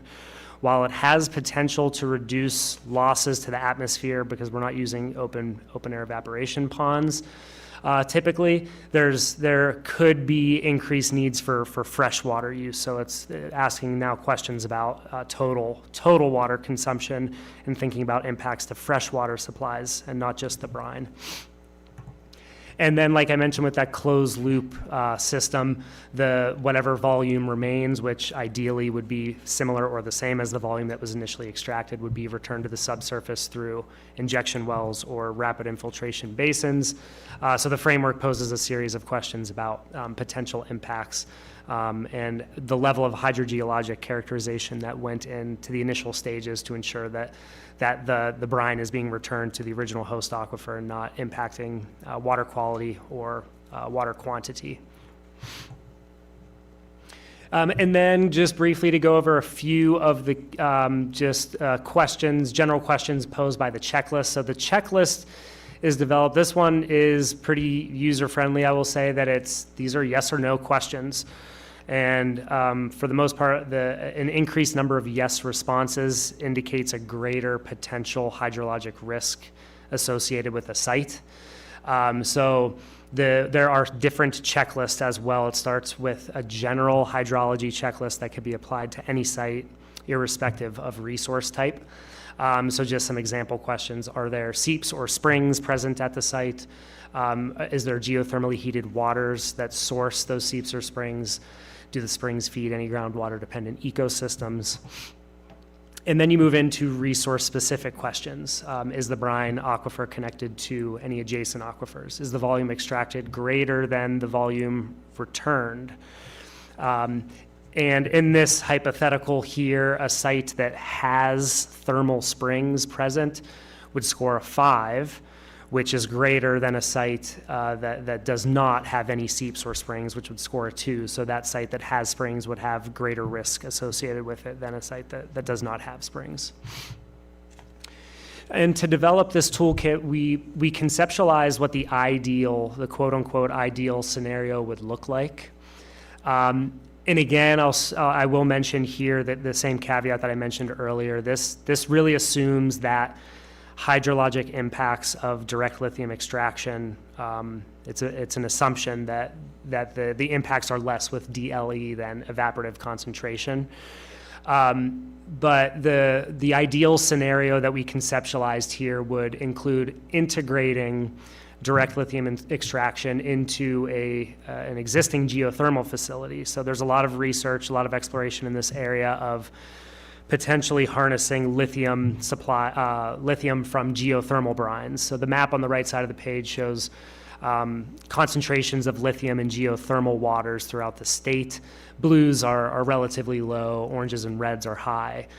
So it would require there being economical levels of lithium in those geothermal brines for this to be a feasible option. But again, this is the thinking about a potential ideal scenario, because this would reduce capital costs by integrating a lithium facility into an existing facility, so reducing any additional land movement, land change that would need to take place or infrastructure that would need to be installed, and would have the potential to minimize hydrologic changes, assuming that DLE can succeed with that.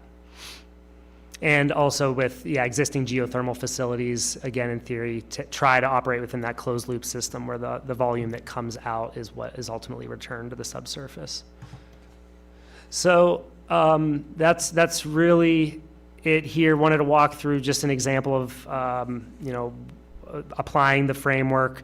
Again, this is really meant to be used by different water stakeholders throughout the state. And this framework was put together thinking specifically about the geography, the hydrology, the geology of Nevada, and thinking about our existing regulatory framework. So this toolkit that we've developed here is specific to Nevada. Of course, things can be similar in neighboring states, but when you get down to the regulations of it, which is considered in the framework here, it is meant to be applied for lithium specifically in Nevada. So, yeah, we have many different stakeholders in mind that could use it. Hopefully that's clear. The toolkit accounts for the various hydrologic, geologic conditions in Nevada and potential facility operations. And the toolkit really is meant to be used to screen a proposed lithium facility for hydrologic impacts, identify red flags or uncertainties, and be used to inform site-specific studies. And you can access it with our handy QR code here, or you can just find it on DRI's webpage. So all of this is available. You can print out. You can use the framework and checklist if you have an application for it. And there is a companion or accompanying document or report that comes with the toolkit that helps kind of walk through how to use it, how to apply it, and then definitely more on the background on how everything was put together. So you can access that if you're interested. And again, we work closely with the Nature Conservancy on developing this. And definitely a thanks to, to hear Laurel introduce herself earlier. She was online, and Michael Clifford, both of them with the Nature Conservancy. And we had technical reviews of all the work and documentation that went into this effort by folks at DRI. So thanks to them. Thanks, everyone. Thank you, Daniel. Anybody have any questions for Daniel? I have no answers, so don't ask me any questions. Deanna? It appears, and I'm just a cowgirl, believe me, but this is such an interesting approach because it could be so devastating to an area that would build up around this project, and then within 20, 25, 30 years, it dies. And then you have the infrastructure that this little town created to support this 2,000, 3,000, whatever, original employees. To have longevity, it appears to me that the geothermal, if that would work out, would be a longer length of life. And bear with me, I'm just a cowgirl. So how would you push that idea to this bunch of people that come in with all this money that may or may not ever turn a dime on a lithium project and stick out a piece of lithium? Thank you.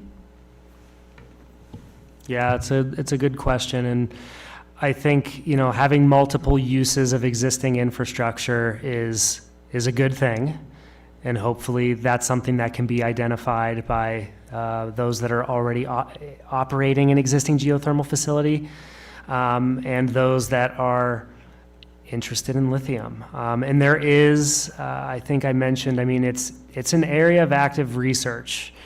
And there's economic benefits to it. There's financial benefits to it. So I think it's getting all the right people into the room together and talking through, is this something that's feasible? And of course, it's a site-specific question, because I showed that map. There's plenty of geothermal water in the state of Nevada that has low levels of lithium. You're not going to start there, right? You're going to start, I think maybe McGinnis Hills was, and that map showed that there's an area near McGinnis Hills. I don't think it's that specific project, but there's geothermal water near there that has high levels of lithium. So it's a starting point, right? And in that specific point on that map, I don't think there's actually existing infrastructure, but that's where you'd start, I think, and having those conversations, and hopefully that you get buy-in that way. Hey, Dan, this is Lamont Edgar from Lander County. I tried that QR code and I couldn't get it to work. Can we verify that QR code works? Yes, I will make sure to do that. Hopefully it didn't expire. Thank you for checking. And I'll make sure to, there was also, there was a link up there as well. And if you Google DRI lithium, it should be the first link that pops up. But yeah, sorry about that if it expired. I'll put it up on the. Okay, thank you. Yeah, thanks for that. Any more questions? Be careful, we're about ready to launch into the legislative stuff, so warning, the legislature is in session. Thank you again, Daniel. Very valuable information to us in our communities. These things can all work into our water resource plans as well. So with that, we will move along. If anybody needs a health break, we can do that. I think that some of you online have already done that. Some of us here have not. But I'm going to turn most of this over to the bill tracking and things. The Legislative Committee has been meeting 3 or 4 times in between our last meeting and this one. We have great participation. You are all welcome to participate in it. It's not a special thing. It's just a discussion, pretty casual. They're normally done by Zoom, so you don't have to attend a meeting. But thanks to Alex Tanchek and Jeff, things are very well organized. We are having an impact at the legislature once again, and we have many bills that are done. In our legislative meetings, we also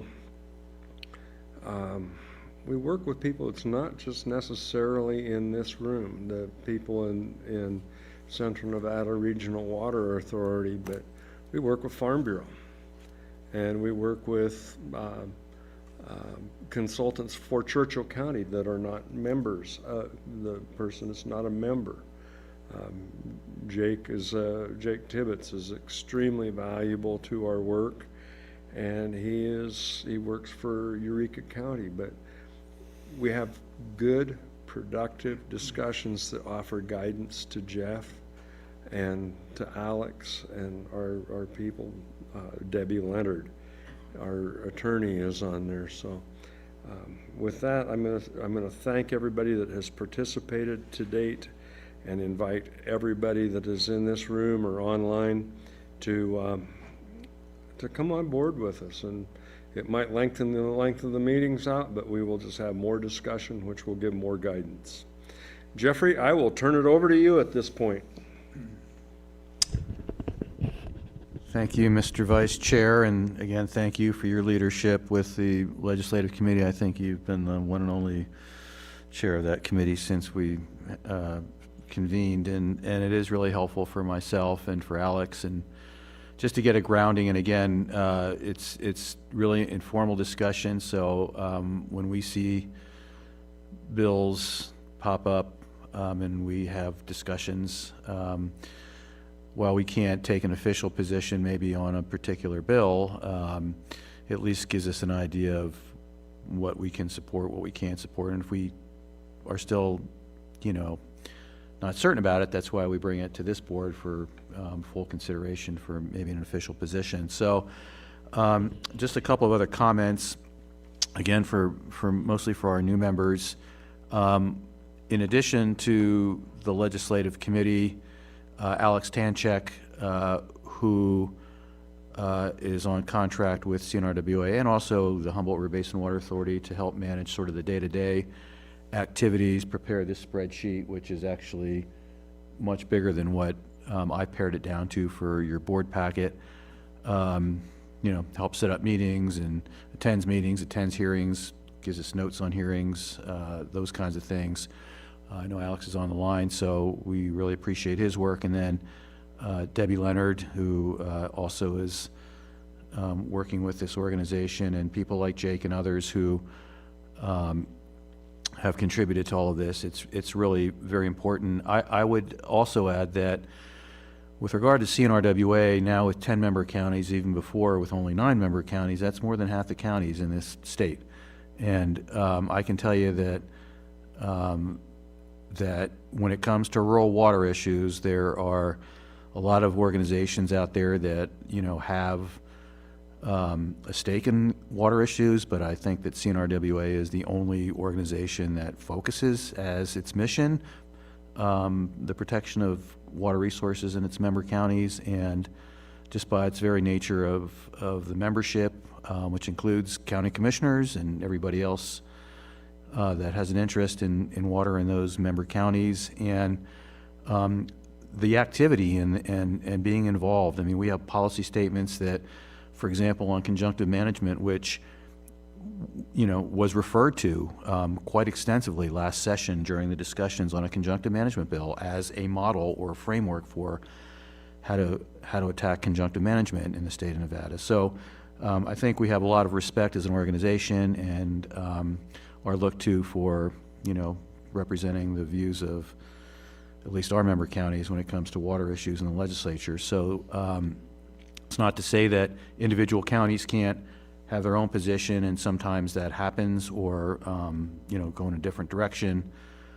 So that's fine too. We try to coordinate on all of that as best we can. And then for individual members, you know, if you need to get up on a bill or have an interest in a bill outside of CNRWA, certainly, you know, happy to work with you on that as well. So a couple things also before we get into some of the bills.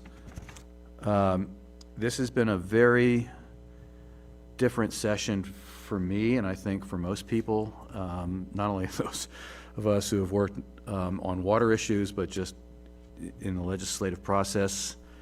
In the past, it's much more structured in terms of how committees are run.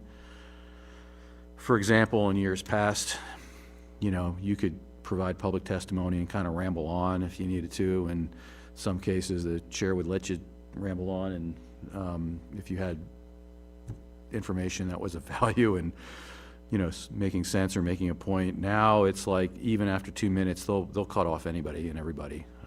So you have a very limited amount of time under the public testimony portion. Even in presenting a bill, you have a very limited amount of time. I did a presentation on Monday or Tuesday on an overview of CNRWA and HRBWA and our water rights retirement program, and you know, the chair was just like there with the gavel. They've got the clock now. You just, you know, the whole thing. So it's a little different. And there are also rules about what or how you can represent whatever position it is that you have, or there, you know, whoever you're representing. So unless the bill that is being presented is something that you agree with entirely, including every word, sentence, all of that, and you can support that bill if you support that bill as written. If there's something in the bill, some section that you like most of the bill, but there's one piece in there that you have got a problem with, or, you know, have concerns about, you can't support the bill. You have to oppose it. But then there's sort of this neutral, and then of course you oppose the bill if you just hate the bill from the very get-go. And then there's this neutral category, which is sort of this gray area where, you know, you like the bill, you like most of it, some of it you don't like, but I've got some valuable information to provide, so you can do that as well.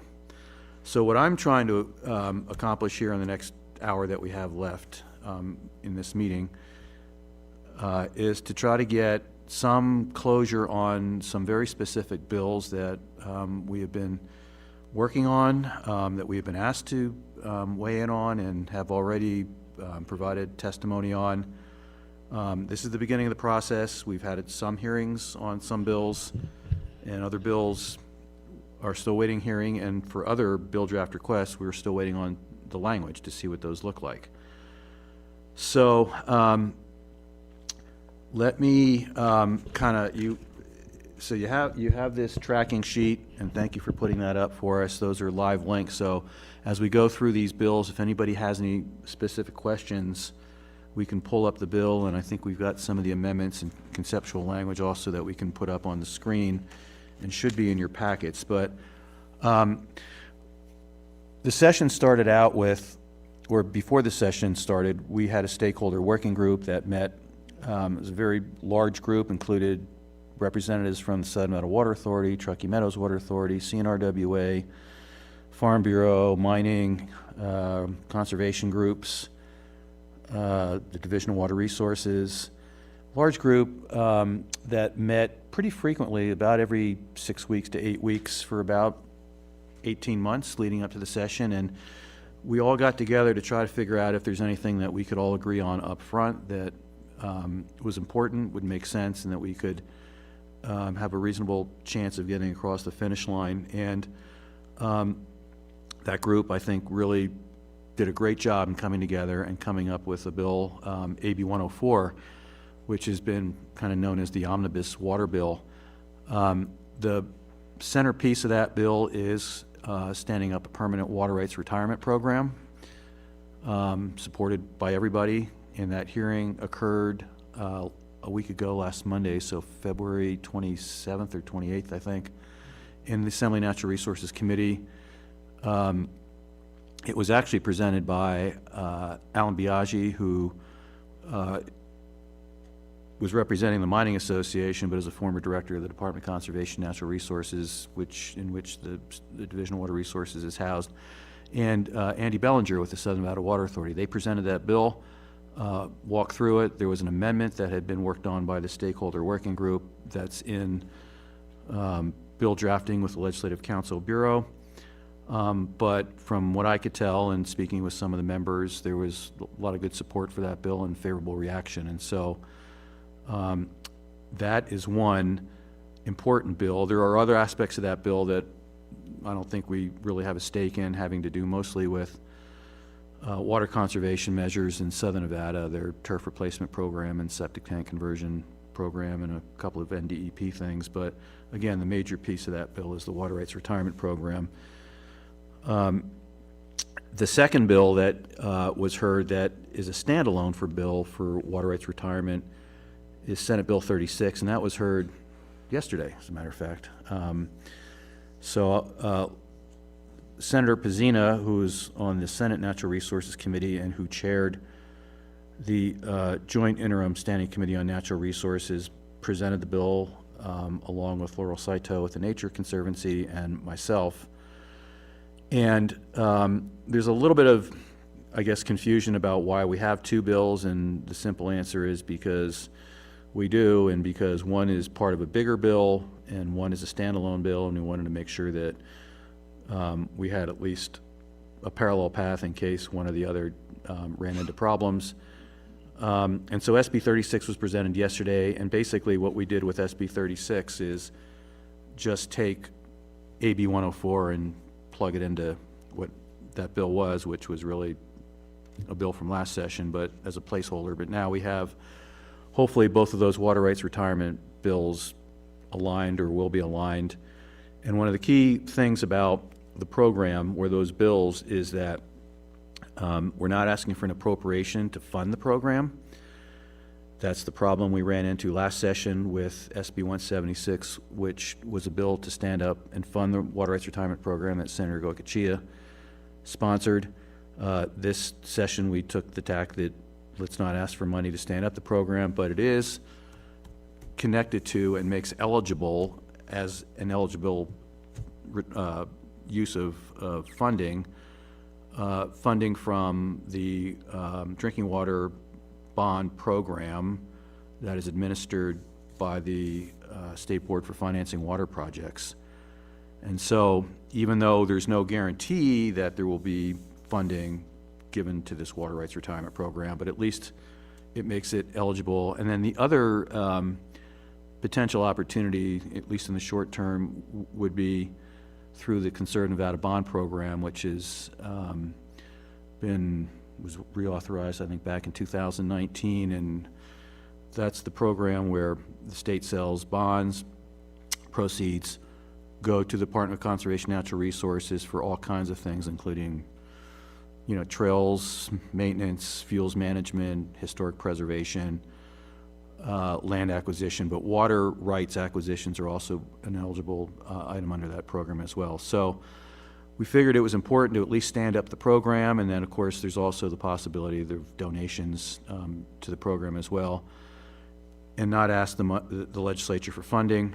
However, the other aspect of this bill and other bills in general are that that those bills, other bills, can have what's called a fiscal note attached to them. In other words, if there's a bill like this or another bill, what happens is before the bill is heard in a committee, the bill is circulated to the state government and county governments to review to see what it might do to the county or state agencies in terms of any costs. So they call that a fiscal note. And by the way, if you're a member county and you see those fiscal notes, you should definitely pay attention to those, because that's your opportunity to tell the state that we can't afford to do what you think we should do in this bill. And that may or may not matter at the end of the day, but if you don't say anything, then they just assume that the state can handle it, or excuse me, the counties can afford to do whatever it is that's in that bill that might impact you. In this case, we have a physical note on both 104 and SB 36 from the Department of Conservation and Natural Resources to establish the program, to implement the program. We're working very closely with their director, James Settlemeyer, to remove that fiscal note by not requiring them to do regulations and not requiring them to have an advisory committee. We think it can be done, and quite frankly, I think that the experiences that have been had by the others, as well as myself and Central Nevada Regional Water Authority, and standing up and managing a $16 million water rights retirement program this last year, I think are very valuable and provide enough of a framework for at least us to get started. And so we're hopeful that one or both of those bills will, you know, get through, and then one of them will get signed by the governor, and we'll be able to at least create the program and have it in place so that if and when funding becomes available, we can actually start to move out on that. So that's the status of probably two very important bills, and both of those bills, again, were recommended by that Joint Interim Standing Committee on Natural Resources. 2 of 7 bill draft requests as they had were related to water rights retirement. The next one I want to move to, and I'm going to skip down to one that, because I know Mr. Reynolds from the Division of Water Resources, if he is still on the call. Daniel, are you still on by any chance? Well, maybe not. Sorry, yes, I am. Oh, okay, great, thanks. Well, let's skip down to BDR 386 so we can get you on your way, Daniel. I appreciate you joining us. This is another recommendation from the Joint Interim Standing Committee on Natural Resources, and there are 2 components of this BDR. The Joint Committee decided that they had one more recommendation, that they had bill draft requests, so they combined 2 into 1. The one part that we're not going to talk about really, but we just mention, is that part of that bill draft request is to request an appropriation, I think, of $1 million or some amount of money to the Division of Water Resources for the next biennium to continue their Nevada Water Initiative, which is work that they're doing with USGS and DRI to update the science and data for the division, and update basin studies and things of that nature, and some modernization efforts as well. That's one component of the bill that CNRWA supported in the past and will continue to support. But the other piece has to do with the groundwater basin assessments. And groundwater basin assessments, for those of you who may not know what those are, in basins, groundwater basins that are designated by the state engineer as needing special administration because of whatever circumstances, most likely it's over appropriated, and we're starting to see some impacts as a result of that. The state engineer will issue an order, have a hearing, issue an order if he believes it's warranted to designate the basin. Once that basin is designated, and I believe more than half of the basins in the state of Nevada are designated basins, then the state engineer can actually impose an assessment on the water right holders in that basin. And in the case of agricultural basins that are in basins where agriculture is the primary manner of use, which is practically every basin in the central region, I would think, that's based on the amount of water that you have. And so those assessments go into a special account within the Division of Water Resources to do special management in those basins. And what happened starting back in 2017, the governor's recommended budget basically moved funding from that special account, revenue account, into the general fund category for the Division of Water Resources and removed a likewise amount of general fund appropriation. So it was used to supplant general fund dollars.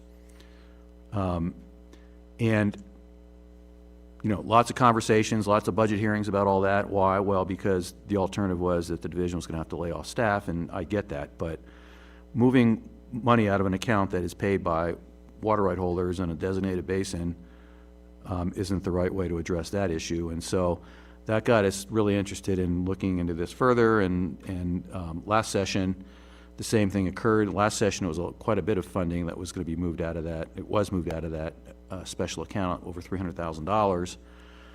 And then we also wondered, why is there that much money in the account? I mean, why do they need to have that amount of reserve in that account? And so it just raised a lot of questions. And as a result of that, Senator Goycochea sponsored Senate Bill 112, which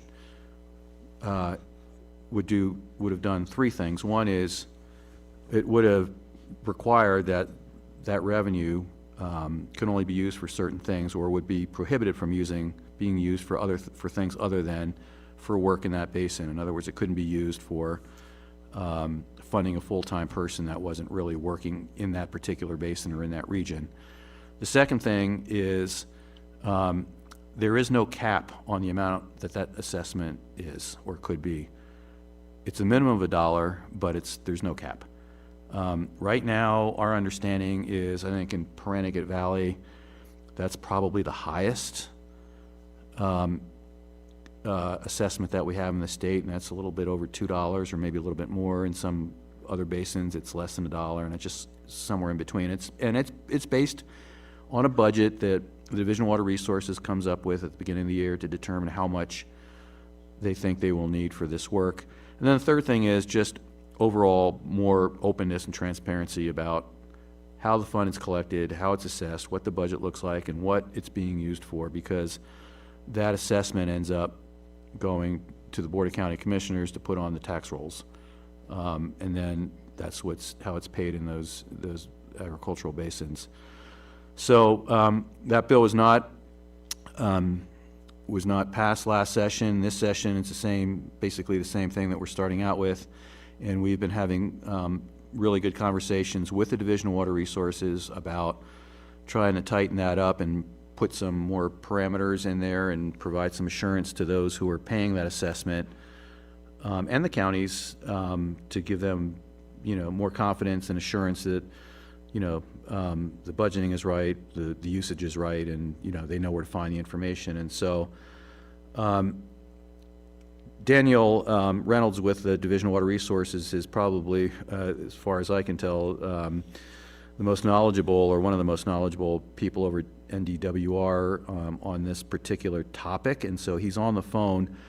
And I guess a couple of things that we've been struggling with, but are trying to work out is, I think we've figured out that at a minimum, we'd like to see the division put on their website more information about these assessments, how they're budgeted, what they're used for, so that people can understand that when they see this on their tax bill, they can go to the website and understand what it's about.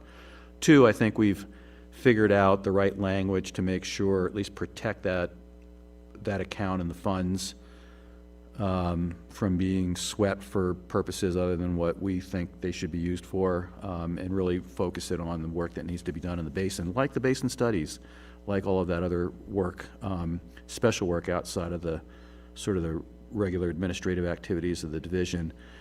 But one of the key pieces that kind of remains is how do we cap that assessment in statute so as not to tie the hands of the Division of Water Resources to have a revenue source that keeps up with their needs, and we know that those needs are going to be increasing in the coming years to do studies, to do lots of different things, and maybe even retire water rights, who knows. But, you know, it's paid by those who have rights and use water in that designated basin, and so we want to make sure that, again, you know, the division has the ability to have a revenue source to do the work, but there's also some local input in terms of, you know, how that revenue should be used or could be used, especially if, you know, there's an interest in exceeding maybe a cap, so that, you know, we've got these sort of checks and balances in place. So right now, as I mentioned, there is no cap. Last session, the bill would have capped the assessment at its current value and then adjusted it, allowed it to increase based on the CPI. That's probably not the best way to do it.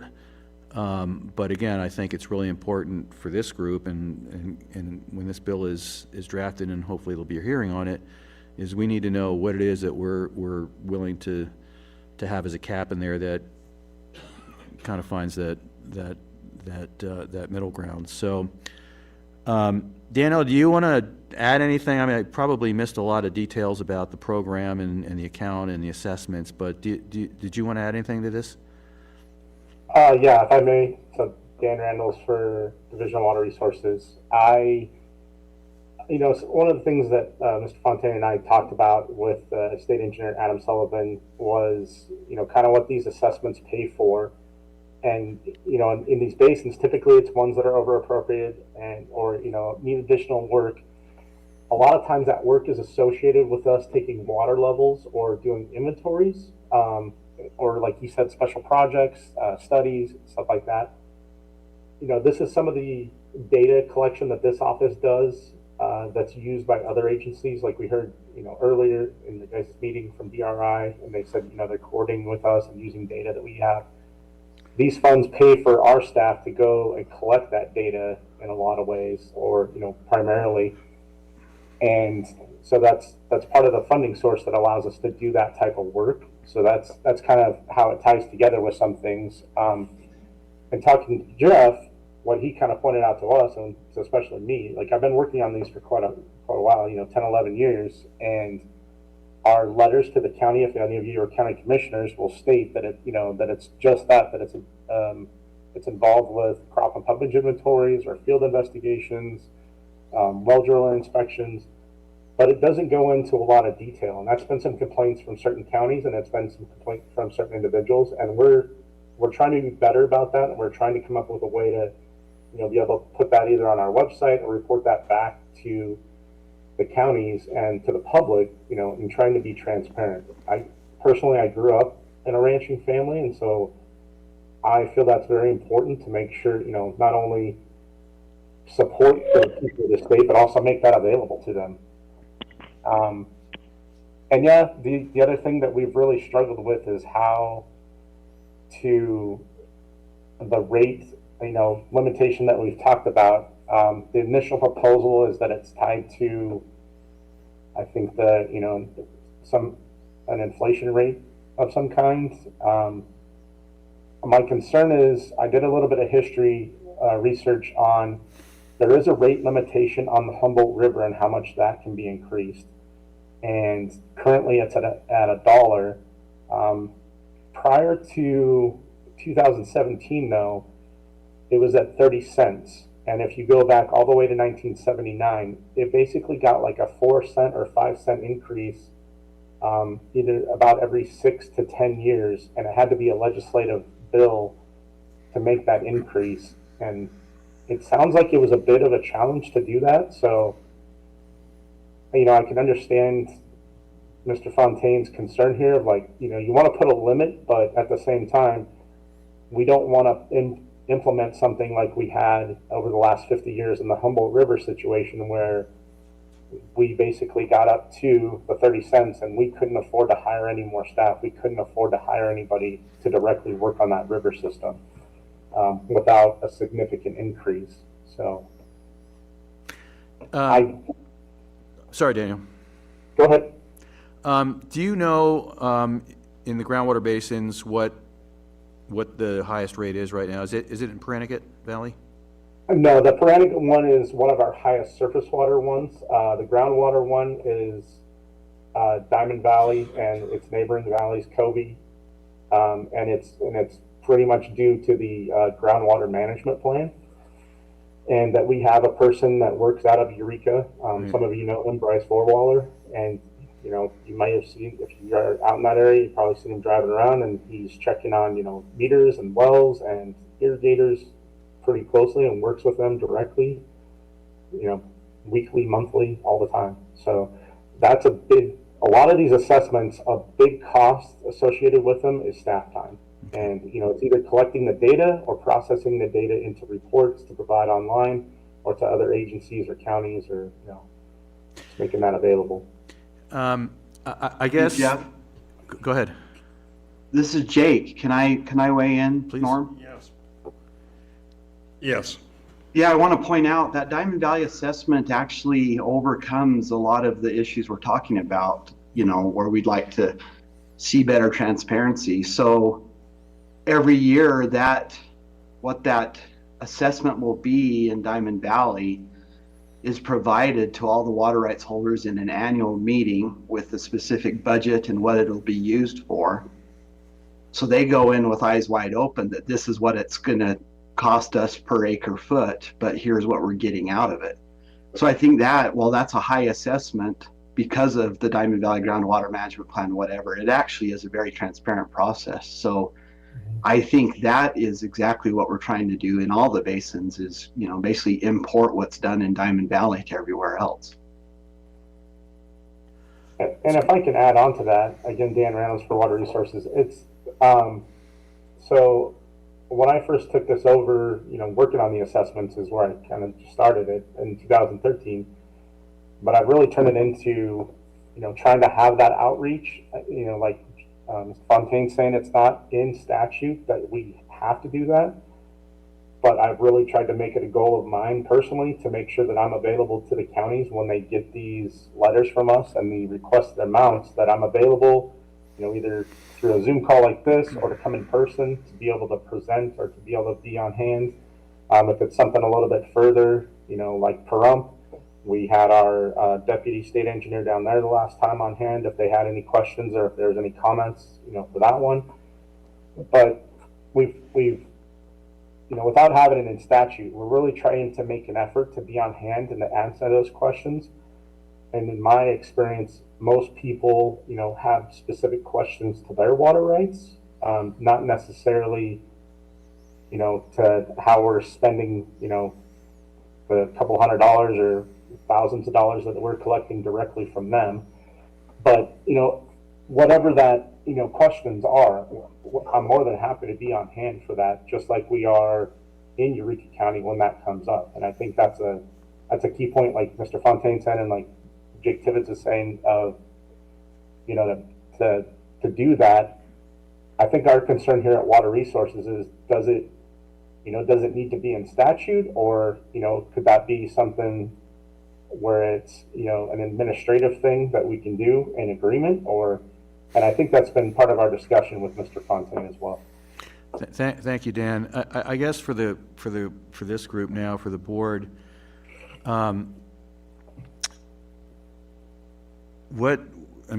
does this board believe that we should have a hard cap on the assessment, which there currently isn't today in statute? And if so, I think we might be able to sit down and work through this with the division based on what we know the assessments are today, the last time those were raised and what they feel they might need in the next 5 or 10 years. So, my inclination is to have a statutory cap.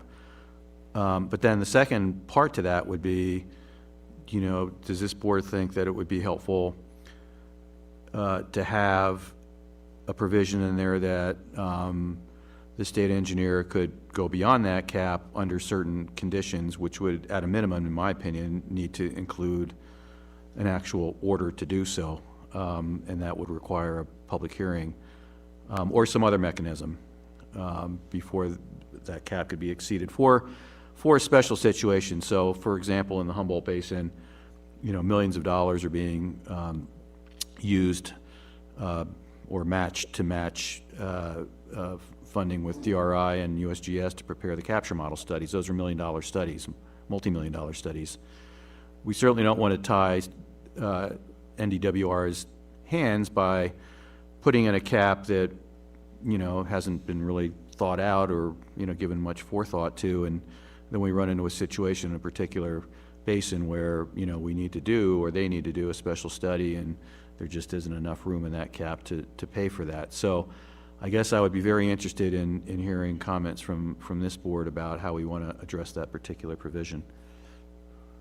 Are there any comments?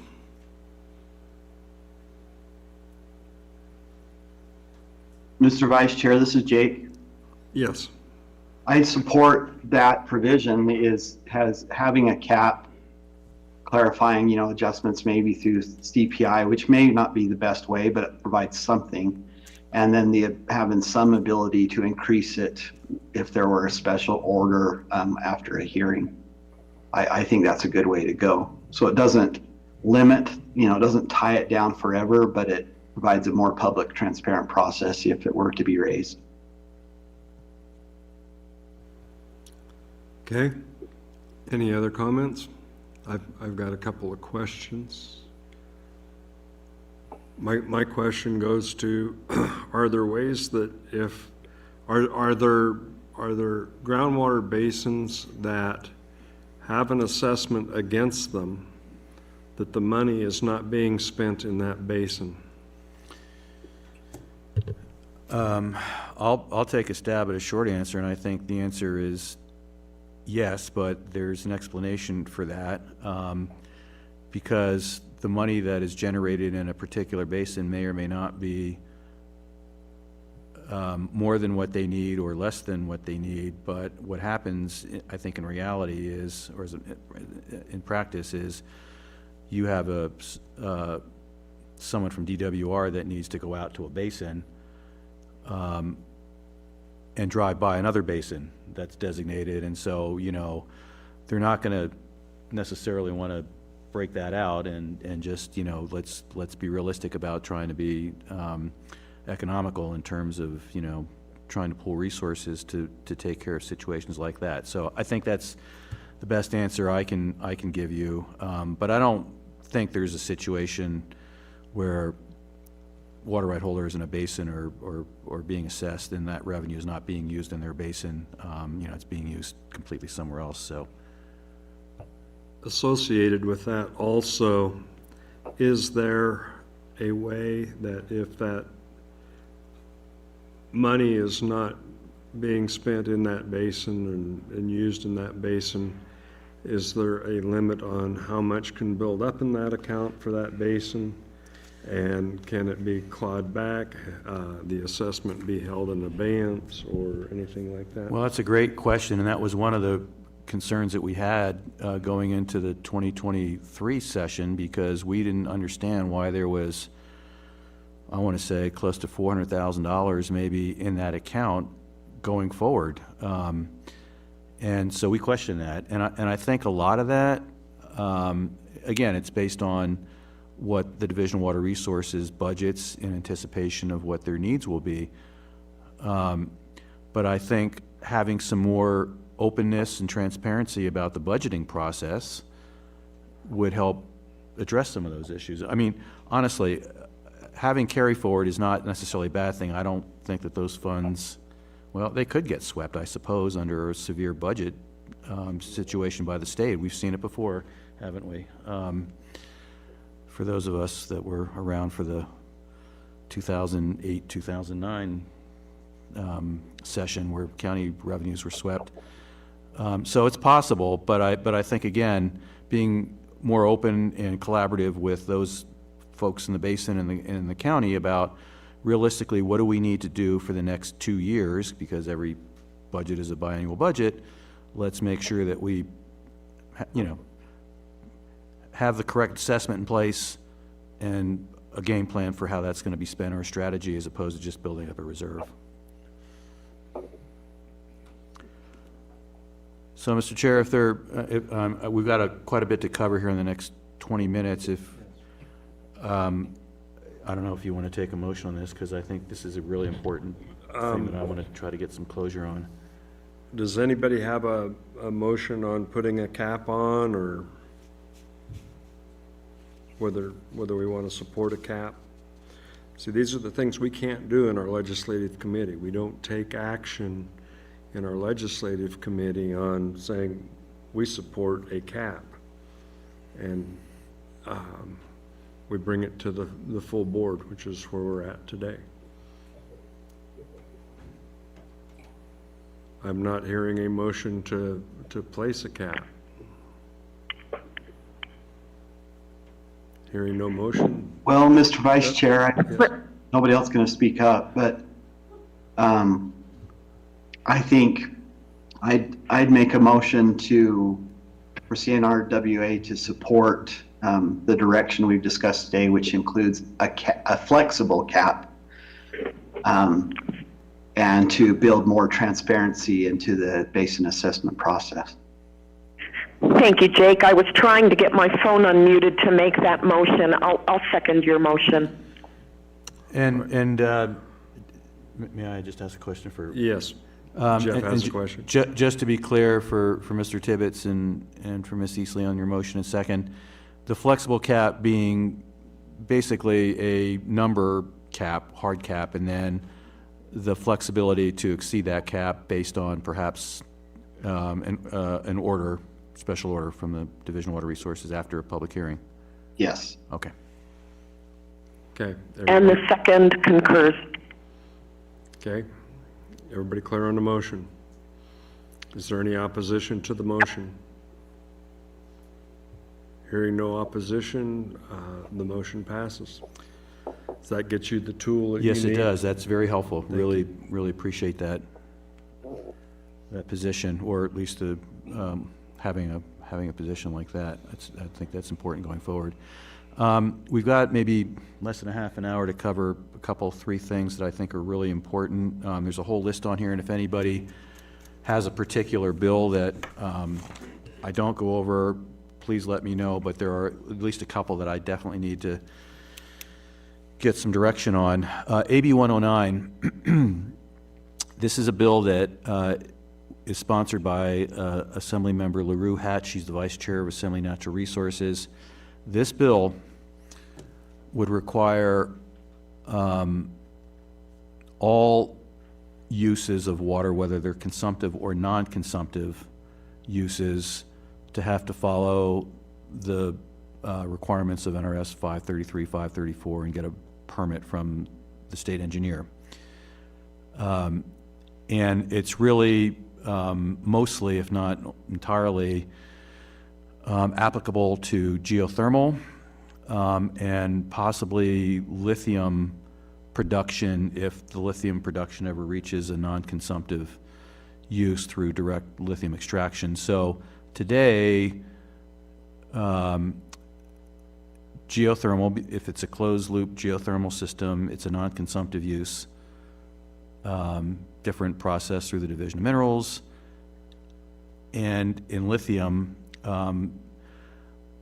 all of the permitting for lithium is done through the Division of Minerals, and most of those permits that you probably see on the monthly reports, if you look at those, are for exploratory wells. They are basically just pilot wells to do the exploration. Each pilot well is allowed up to 5 acre-feet, and they're not required to get a permit from the state engineer, and there's dozens, if not more, of those. the bill, this AB 109, does not affect pilot wells. However, again, for geothermal, if it's a closed loop system and they otherwise aren't required to get a permit from the Division of Water Resources, they would. And the same for lithium if they get to a point where they have non-consumptive uses, like through direct lithium extraction. And the reasoning behind this is that, one, it's just what everybody else has to do, whether it's a consumptive use or non-consumptive use, but probably more importantly, there's no due process for someone who may be impacted or for an environmental concern, like a spring drying up or, farmers' well being impacted. And even though it's a closed loop system, doesn't mean that there couldn't be some potential impact because closed loop systems take water out of the ground. They put it back in, but they take it out. So there could be impacts, and I think the idea is let's just make all uses of water, whether they're consumptive or not consumptive, go through the same process. So we don't know if that bill is going to come up for hearing or not, but the Humboldt River Basin Water Authority, for those of you who are members of that as well, voted to support AB 109, and I'd be curious to know what this board thinks about that. One thing, it seems to me that especially in the lithium extraction or maybe in the future in geothermal extraction, if they want to take the lithium in geothermal out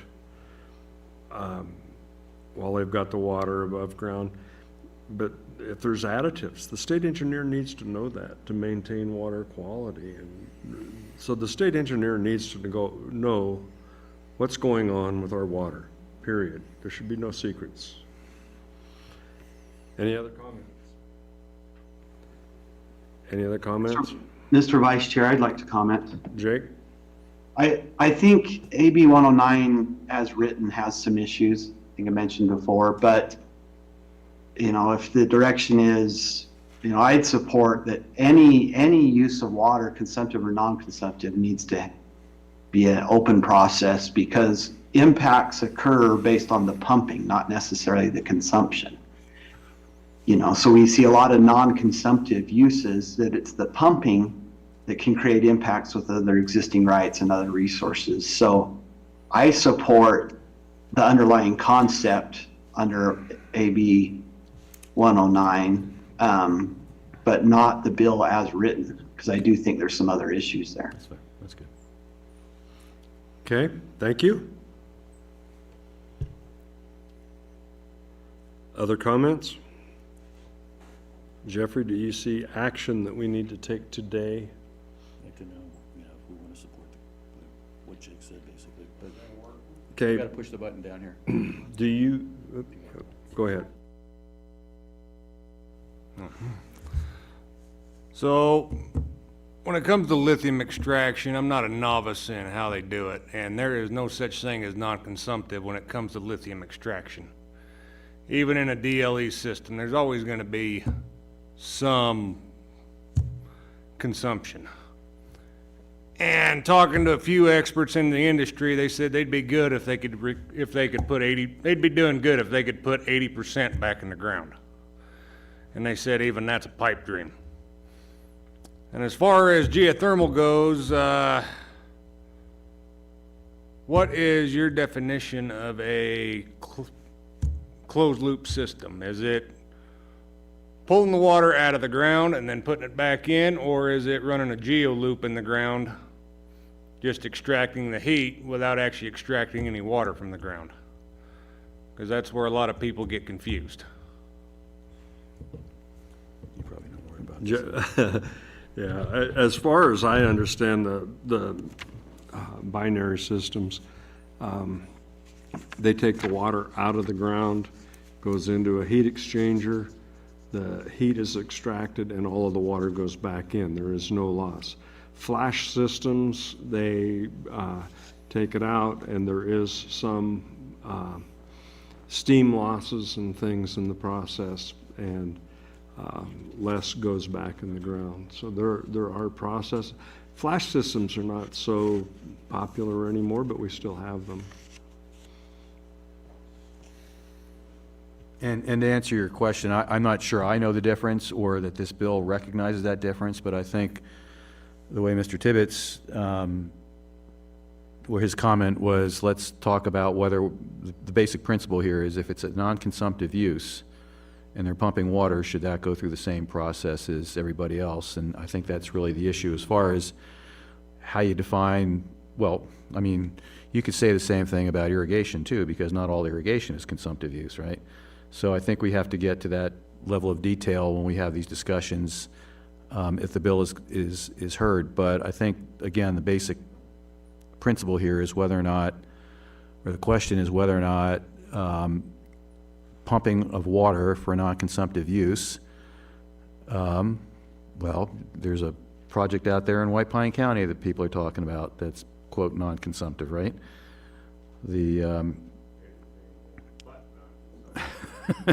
I guess that's my point is, you know, we've got to figure out exactly what that means, but I think the idea is if it's a non-consumptive use, it's got to go through the same process as a consumptive use. And if the state engineer does not know whether it's going on or not, he's not going to know whether it's a consumptive use. He should make the determination. It's his water. It's our water.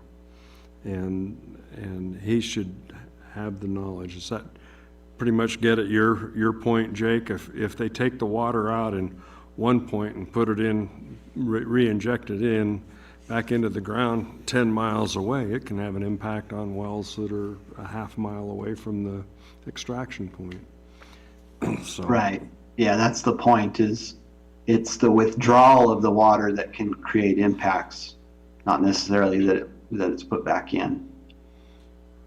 That's correct. So you support the concept of having all of these go through the state engineer. Is that your basic motion? Yes, and I just think it's just, you know, if we say we support AB 109, that's worrisome. Yeah, because there are some things in there that I think if we really dug into it, we maybe wouldn't support. But I think if we support that provision, trying to address that, then it gives us room to work on this bill if it were to move forward.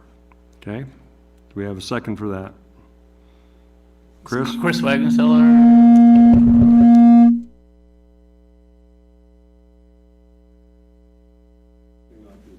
Oh.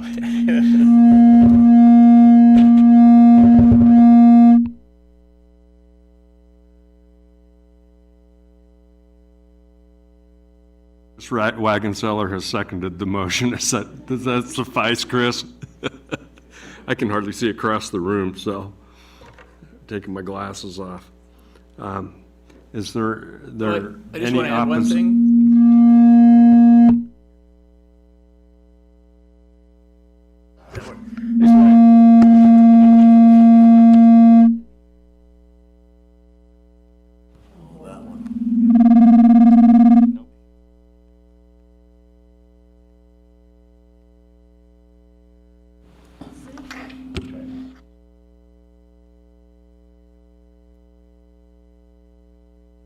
So the one thing you discussed that I'm really interested in is what is non-consumptive use. And a couple of the mines, they'll extract water, but they only put it in shallow. They don't go very deep. And other ones put it in ponds and consider that non-consumptive, let it soak back in.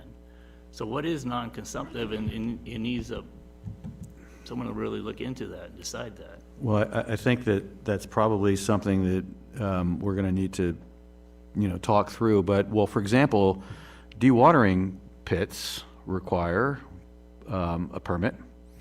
And for many mines, I shouldn't say many, but for some mines, I think that's, quote, a non-consumptive use. Now, you know, a lot of the mines use some of that pit water for mining and milling operations, but that's a small percentage of what's actually being pumped out of that pit. Yeah. And so, like with one of the pits, when they leave it, we decided that they're going to have a permanent water right. That's correct. It's constantly using water That's forever.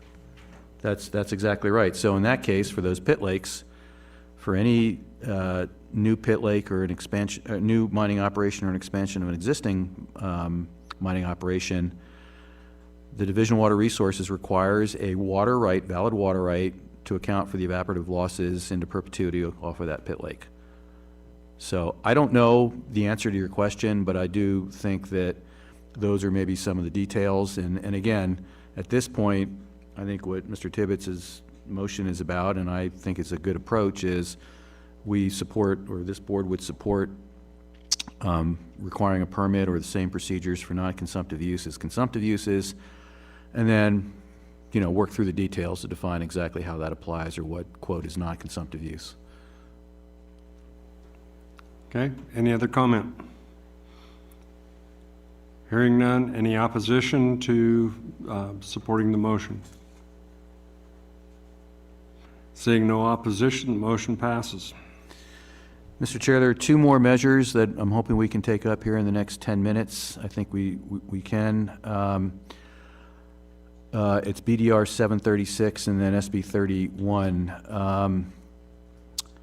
Jake, do you want to talk about SB 31 real quick, since we have the group here and the hearing was yesterday? Yeah, I'll just quick. SB 31 is just recognizing the federal government has, you know, it's longstanding. It's actually kind of a constitutional issue where the federal government has sovereign immunity from lawsuits unless if they waive that sovereign immunity. And that's why the McCarran Act, it was Pat McCarran, Senator McCarran from Nevada, that worked to fix that by putting where Congress waived that sovereign immunity through what's called the McCarran Act amendment, or the McCarran Amendment. So anyways, it now allows the state, all states, to join the federal government to any litigation, any suit related to adjudicating water rights. So that's what this bill is intended to do, is clarify that, because it was unclear whether this deadline where everybody needs to file their vested claims by 2027 applied to the feds or not. There was a case out of Oregon where they sued successfully. It went to the Ninth Circuit. The Ninth Circuit upheld that the state of Oregon did not have the authority to require the feds to meet some arbitrary deadline if you weren't in a specific adjudication. So anyways, that's kind of where this is. There's been some amendments to try to better clarify how this applies moving forward. And there's a lot of, you know, I kind of call it philosophical disagreement with this, including from Eureka County, that how can you properly manage water and how can you protect water rights if you don't know who's out there claiming what? So it's a little frustrating. The federal government, in our opinion, you know, says, well, they don't have to follow these deadlines. Understanding that legally maybe we can't force them to, but just philosophically, there was a lot of opposition testimony yesterday from folks saying, you know, it needs to be an even playing field and everybody needs to get their claims out so we know what the playing field is. So with that, Jeff, I don't really have much more to add, but can answer any other questions if people have them. Thanks, Jake. And my recommendation is, I did not testify on this bill yesterday. I think that there was enough concern raised and amendments offered, including one by us and through also Eureka County, that hopefully we'll reach some consensus on how to address this sort of quandary that the division feels themselves in, which is they don't want to get sued by the federal government from, you know, involuntarily waiving their sovereign immunity. So I think we'll get through this, but I just wanted everybody to be aware. Actually, I've got two more things. One other thing real quick. AB 9 is a bill that came out of the Joint Interim Standing Committee on Natural Resources, and it, as written, would allow a groundwater right holder to not pump their groundwater for 5 years. And so basically it's taking the existing statute that allows water to be used for conservation or wildlife purposes. You could do a temporary conversion to that for 3 years. This would extend that to 10 years. I think the group sort of working on this settled in on 5 years, and allow a groundwater pumper to not pump for that period of time. There are certain conditions and parameters built into there, so it only applies to certificated rights, can't be used to, you know, otherwise shirk your responsibility to, you know, do what you have to do with that right. Let's see, it has to be in a designated basin. There's some other parameters again. So the whole idea is to try to balance conservation under the use it or lose it doctrine with not allowing for opening the door for speculation. I can tell you the Humboldt River Basin Water Authority was okay with allowing the non-pumping for wildlife purposes. They did not support going from the 3 to 5 years, so we did testify in opposition to that bill when it was heard in the Assembly. So I don't know how this board feels about that. And again, Jake, if you want to make any comments, because you helped author a lot of those amendments that I think provide the necessary safeguards to at least prevent, widespread speculation. Yeah, there's a lot of moving parts on this right now. But yes, it kind of trying to find some middle ground and clarifying when groundwater rights do or do not apply under this statute. But the last I've heard, Jeff, and everybody, is that the amendment is probably going to completely strike any reference to groundwater whatsoever. I heard that as well, so, okay. So that's where we at, but it is, 5 years is still the kind of number that's being landed on, because it's currently 3. The request was 10. So the 5 years was kind of the compromise where that aligns with the 5-year use or lose it law anyways. So that's kind of already enshrined in our water law, and it felt that 5 years is justifiable just on that reasoning, that aligns with all the other use or lose it concepts in the statute. Board feel strongly one way or the other about extending the existing period for conversion to wildlife from 3 to 5 years? No. And Jeff, sorry, I'll just add one more thing. As you mentioned, it would extend that period, but then close a lot of the loopholes that are in this current statute that many of us see. So while it would extend it, it would even further narrow down situations where people could use this statute. So in my opinion, I think it greatly improves where we're at and closes a lot of those issues. I think some of the early concerns is that somebody would use non-use as a use and to perfect a right. To protect their right and to speculate to save a water right so that they could develop with it later, use it for municipal industrial or sell it for a bigger price. Those are the things we're watching out for them. It's to the benefit of our communities and our aquifers. So do you have the guidance that you need? So it sounds like we're okay with going from 3 to 5 years, looking at Commissioner Ghetto. Okay. 3 to 5 would work. Okay. All right, I'm good with that. The last thing I want to talk about Jeff, is... you don't need a motion on that? Sure, if we can, if you want to take a motion. Sure, that's my motion to support it. Okay. Okay, motion's been made. Roger Mancebo seconds. Motion made by Joni Easley. Is there any more comment? Is there any opposition? Seeing none, we'll continue on with other bills. Okay, the last thing again, if I miss something here that somebody has a particular interest in, let me know. And again, these are things that are very fluid.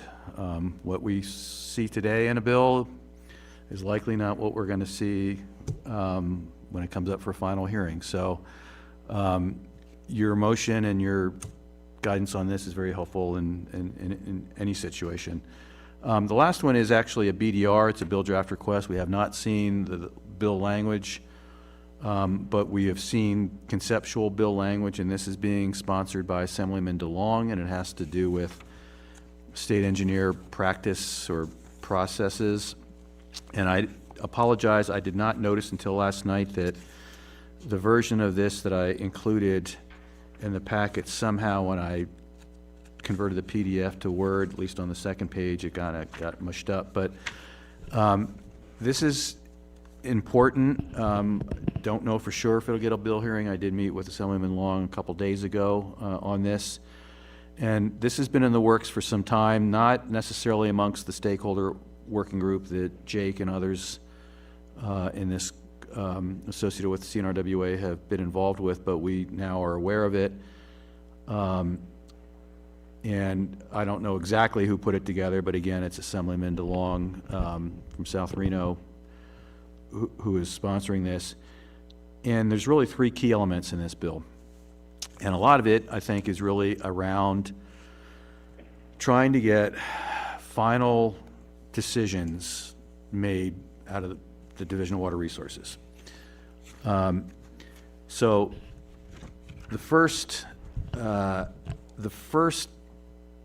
first of all, let me just say that we hear a lot of folks who are frustrated about submitting an application for a water right, or perhaps even a change application, and they don't hear anything for a long time, and they don't get much information from the division, and especially if it's a protested application. It just, you know, you might get the response from the applicant in response to the protestant, but then, I mean, I know for a fact that we have filed protests in this organization against applicants on water rights that still haven't been decided. And so from an applicant standpoint, I can understand why there's concern and would be an interest in this type of language. So the first thing it does is it allows for, or actually I think requires in this case, in a protested application for a new appropriation, or I guess even a change application, for a preliminary determination within 120 days by the Division of Water Resources, the state engineer. So an application submitted and it's protested, and then the protestant or the applicant responds to the protest, and then the state engineer reviews all the information and issues a preliminary ruling. If both the applicant and the protestant accept the preliminary ruling, then the division can proceed with processing the permit. If it's not agreed to by either the protestant or applicant, then there's a hearing. So that's really an intermediate step in addition to what happens today, because today if you submit an application that's protested, the state engineer can in fact issue a decision without doing anything, and then if it's not acceptable to either the applicant or protestant, then it's appealed to the district courts through a petition for judicial review. In this case, there's an intermediate administrative step. In addition, there are time frames by which the state engineer would have to make a decision, regardless if it's a protested application or not, which there currently isn't today. So I think in all of this, somewhere along the line, it's probably, you know, within a year, whether it's a protested application or not. So that's the first piece. The second piece, okay, here it is. So it would be 2 years, latter 1 year, initial filing date, or 240 days after conclusion of the hearing held pursuant to Section 4. So again, there's some time frames built into this. The second piece is really an accountability piece, a report to the Legislative Council Bureau for the Legislative Commission on sort of the number of applications, the backlogs, things of that nature, so that the legislature understands what's going on with applications submitted to the Division of Water Resources. And then a second piece, which I think is probably the one, if not the most important piece of this, this proposal, is today the state engineer is not bound by a decision made by a previous state engineer, so there's no precedence in those rulings, and that creates a lot of uncertainty. And to the extent that there are certainly specifics to each decision and each basin and, you know, unique circumstances and situations, the fact is that without a precedent, it's really hard to figure out what it is that you need to do as an applicant to satisfy the conditions of the state engineer through NRS 533 and 534. Seems to me that would say that no case is ever final. Well, so in this case, so this language, what it would say is, the decision of the state engineer is arbitrary, the new language would be, is arbitrary and capricious if the state engineer fails to follow its own precedent or fails to give a sufficient explanation for failing to do so. The burden of proof in any judicial proceeding to review the decision of the state engineer pursuant to subsection 1 of NRS 533-450 is upon the party attacking the same, and the standard of review shall be which is set forth in NRS 233-135B. So it's not to say that the state engineer can't deviate from a precedent or prior decision, but if they do so, they have to document why. Part of the administrative record. So that's the second piece. The third piece is currently the Division of Water Resources, I guess the state engineer is the chief administrator of the division, is not required to follow the Administrative Procedures Act. So in other words, when they adopt regulations or otherwise take administrative actions, they don't have to do it in accordance with how other agencies do it in the state, go through a notice, workshops, hearings, business impact statement, all of those things that other agencies have to go through. This language would require the state engineer to have to follow the Administrative Procedures Act in adopting regulations, the same as every other executive branch state agency. And the division doesn't adopt that many regulations, but when they do, because of the potential impact, I think this is something that is important. I know that they try to follow the Administrative Procedures Act, but there's a difference between doing it because you want to and being required to do it. So anyway, those are the three provisions, and I guess I would be interested in the next couple minutes what the group's thoughts are on this, at least conceptual language. Any comments? I don't like double standards. So I support them having to follow the law that everybody else has to follow. And if that's a motion by Joni, I'll second that. If I may, I wasn't sure if he needed a motion or if this was just a discussion item. well, actually, I think it would be helpful to know where we stand on at least those three major provisions. I mean, there's a lot of language in this bill, but I've kind of distilled it to what I think the major points are, or what this bill is trying to accomplish. Again, one, the precedent-setting piece in decision-making, compliance with the Administrative Procedures Act, and then the other is that intermediate preliminary order step that doesn't quite exist today. I mean, I'll make a motion to support. It could be one or all, I mean, or none, I guess. Well, Jeff, what is your recommendation? I think all three have merit. That's what I thought. Yeah. I know there have been concerns about introducing another intermediate step in the administrative procedures that the state engineer uses to make a determination and potentially giving an unfair advantage to the applicants, but we've had Debbie Leonard look at that, and she doesn't believe that's the case.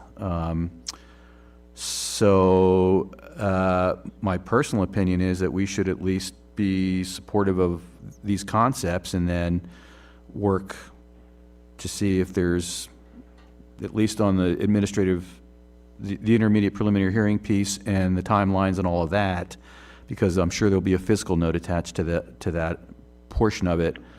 And I do believe they should follow the Administrative Procedures Act. I know how important that is. And then having to explain or describe why a decision doesn't follow a precedent, I think, is also an important piece of this.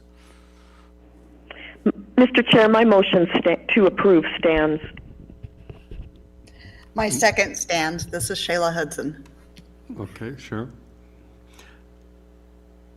Is there any further discussion? Hearing none, is there any opposition? That is your guidance. Perfect. Thank you. I want to let you all know out there in radio land that we've only got 2 donuts and a few bottles of water left, so things are going to get real ugly in this room if we don't wrap this up. Is that all for legislative? We could probably talk all afternoon about that, but those are the major topics that, that I'm really interested in, and we'll work with Jake and others. Going forward, there'll be a lot of other bills, and I think some of them are a little bit easier, and I think a lot of them aren't even going to have a hearing, so I think for now, we're good. Okay. Move on to item number 11, discussion with possible action regarding water right applications filed with the state engineer. There are a bunch of them in our packet. Is there anything in particular that anybody wants to discuss? Mr. Chair, I'll just mention to the group, I've gone through the monthly reports. I didn't see anything there that causes any concern for me. Many of the applications, for those of you who may not be familiar with this, this publication, it's a monthly report that is published by the Division of Water Resources. It's on their website, and it lists every application that is filed with the division for either a new appropriation of water or a change or claims of vested rights, things of that nature. I go through those that are in the Central Basin. I highlight those, and then if they look suspect or like something that could be a problem or create some concern, I flag those.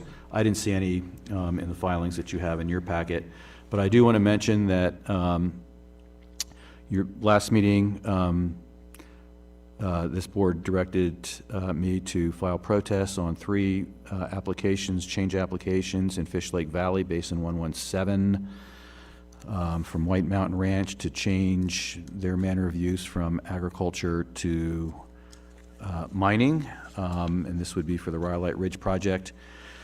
This has been an ongoing project for many years that Esmeralda County has been involved with, and we supported Esmeralda County. We do have a CNRWA policy that clearly spells out how and why CNRWA would file a protest. This organization, this board, doesn't file a lot of protests. I can probably think of maybe a dozen in the 7 years I've been here, and it's probably ended up withdrawing 10 of those. There's still a couple of that are not probably ever going to get withdrawn, but interbasin transfers and things of that nature. But in this particular case, we had a lot of conversations with the end user of the water rights here for their operation at Rhyolite Ridge. And we had David Berger, our contract hydrogeologist, look at some of the backup reports, and we have a better understanding of what is intended. We also have a better understanding of potentially where we need to make some improvements.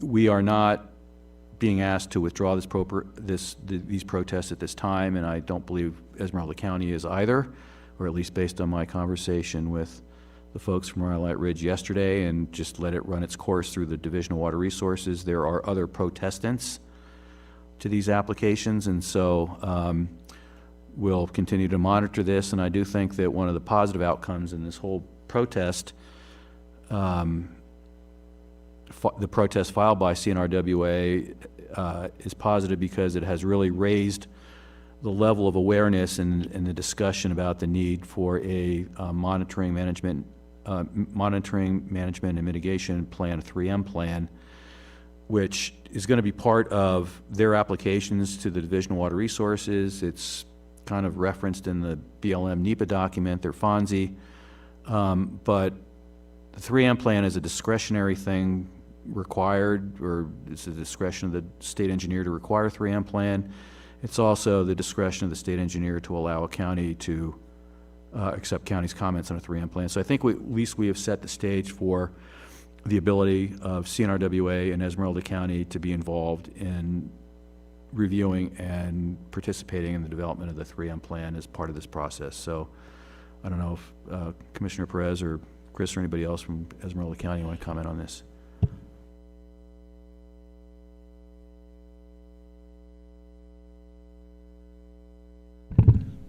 Commissioner Perez from Esmeralda County. I have also talked with Ioneer, and they said that they weren't looking for us to pull the protest right now, and I would agree with you that we're in a good position, I think, and we'll probably just hold it. for some of us, sometimes the only thing you can do to get the ability to ask a question about a water right application is to file a protest. And that's pretty much why we did it.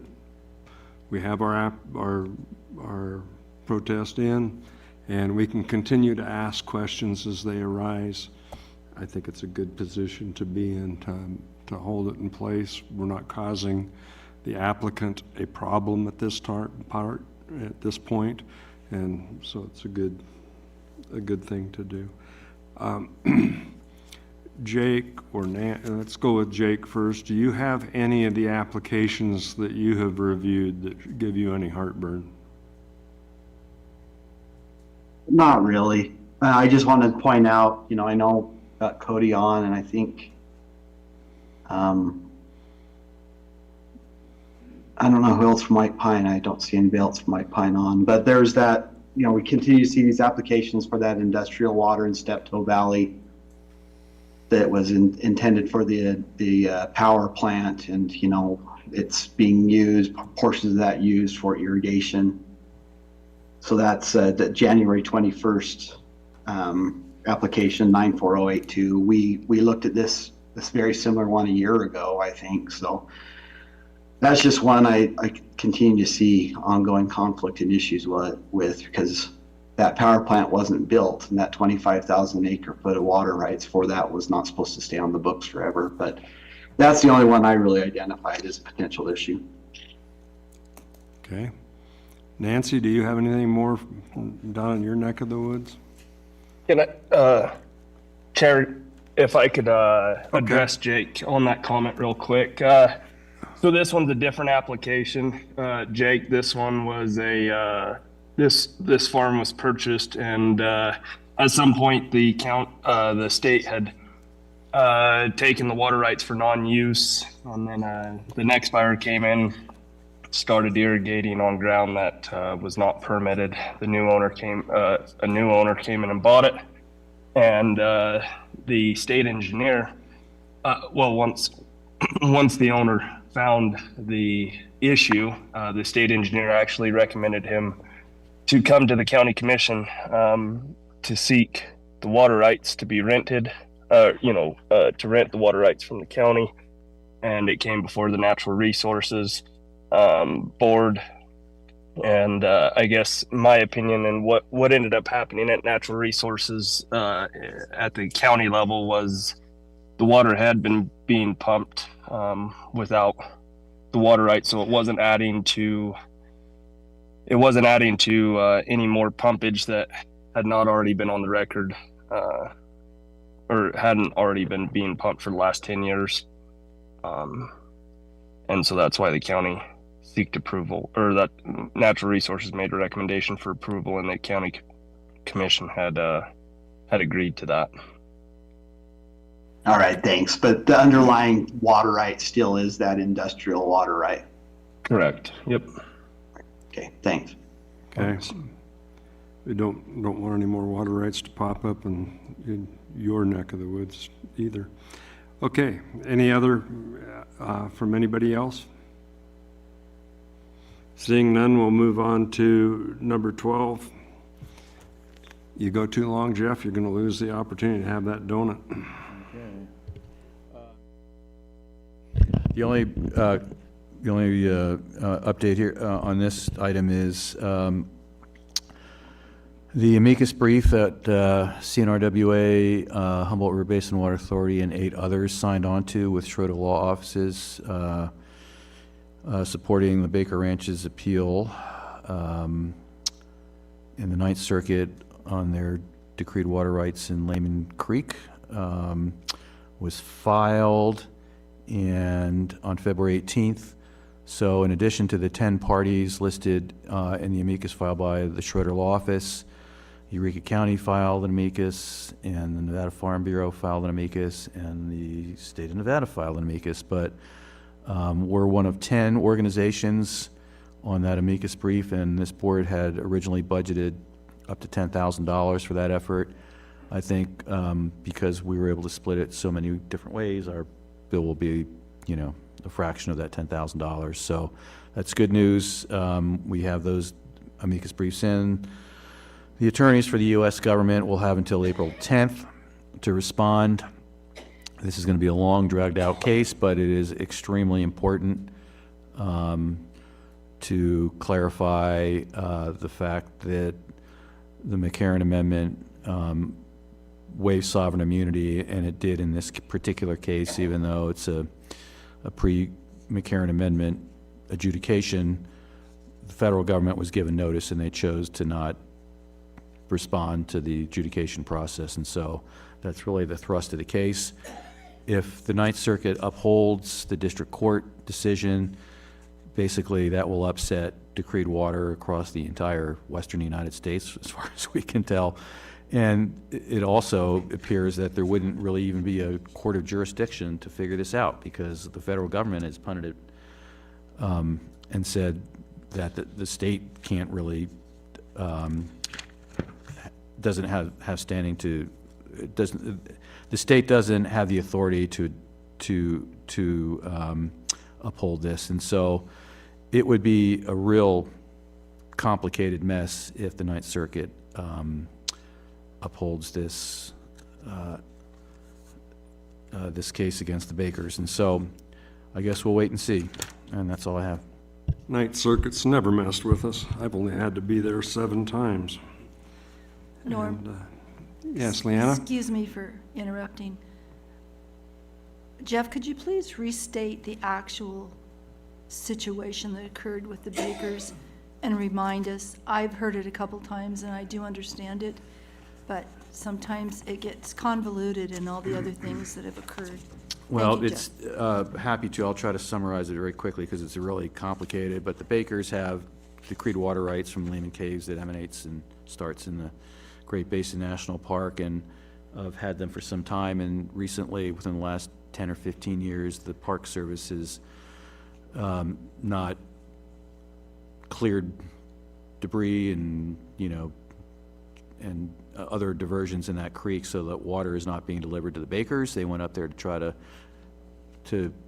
remove stuff so the water could flow out of the creek, and they were told they were trespassing, and then they filed a lawsuit, and the federal government is waiving sovereign immunity. They're saying that the McCarran Amendment did not apply in that adjudication, even though they got water in that adjudication. When the national park was established, they said that we now have water, federal reserved water right, I guess they asserted, for the visitor center and the campgrounds and things of that nature. And so the whole thing's a mess, but again, the thrust of this, lawsuit has to do with, really the federal government claiming that what happened prior in the adjudication process in the 1930s, I guess it was not really, quote, an adjudication for the purposes of waiving sovereign immunity under the McCarran Amendment.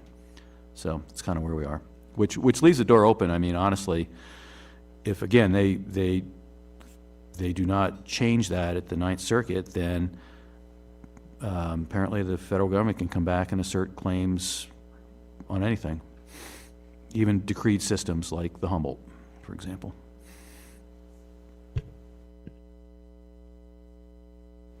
Any other comments? 13 is board member and executive board member comments. We're not going to let Jeff say anything more.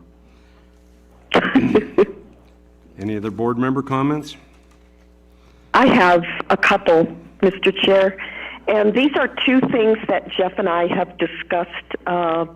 One of them at length, and the other one we discussed a couple times. But I would like to have one of the new water judges address the board and talk about some cases they've worked on and overall how this adjudication process is working. It's brand new and I'm not hearing any feedback on it. I've attempted to reach out to the 5th judicial judge who is one of those water judges, and I'm not really getting a response. So I'm just going to throw it out there. If any of you have a relationship with any of the other water judges and you are able to ask them if they would like to come and do a short presentation to the board on their experiences, I think it would be very helpful and informative. And then second, pardon me? I think you're correct. I had some good conversations with Judge Schlegelmilch from over in... Schlegelmilch? Yeah. Schlegelmilch from over in Lyon County.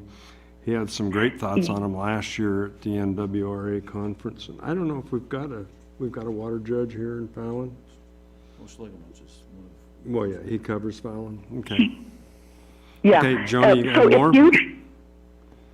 Pardon me? Yeah, I have one more, and I almost hesitate bringing this up, but it is interesting to think about.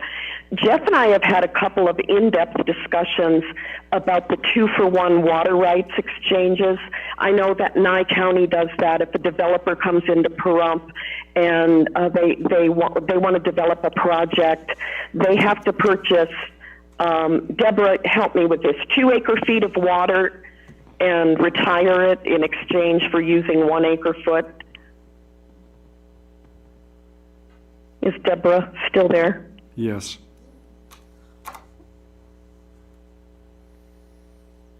She might have stepped away. So I have been curious as to why somebody hasn't argued that these forced water exchanges are a violation of their Fifth Amendment right under the takings clause. And because they have to pay for these water rights, and then they're forced to relinquish them. I'm not sure if I can get an attorney to come and address this and talk to us about it, but it's just another point of interest. And that's all I have, Mr. Chair.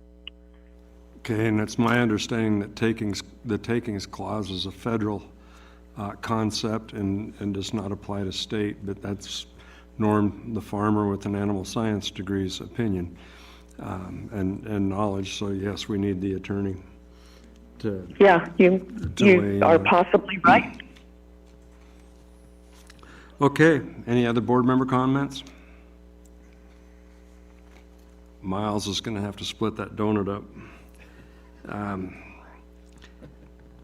Guess the next one is item number 14. And that's set our next meeting. Got the concept, some ideas? So since this board typically meets quarterly, we're probably looking at June, and probably mid-June or so.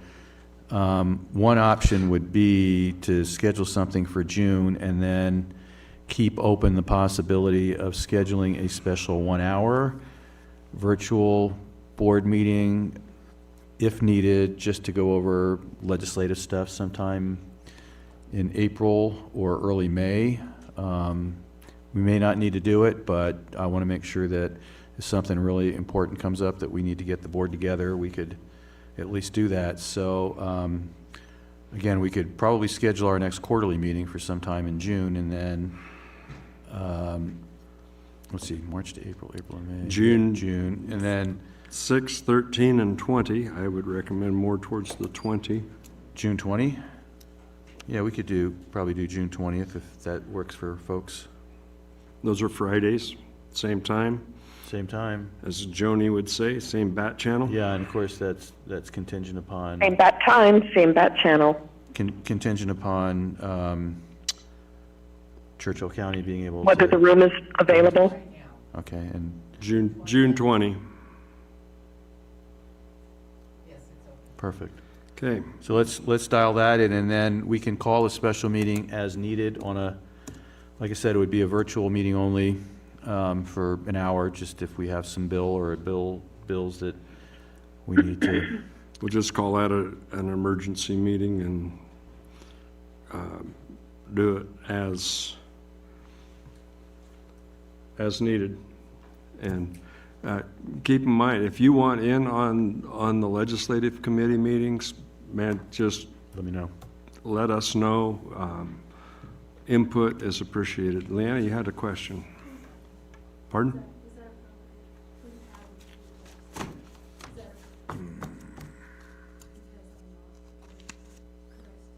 Oh. Yeah, problem, I don't have any problem with it.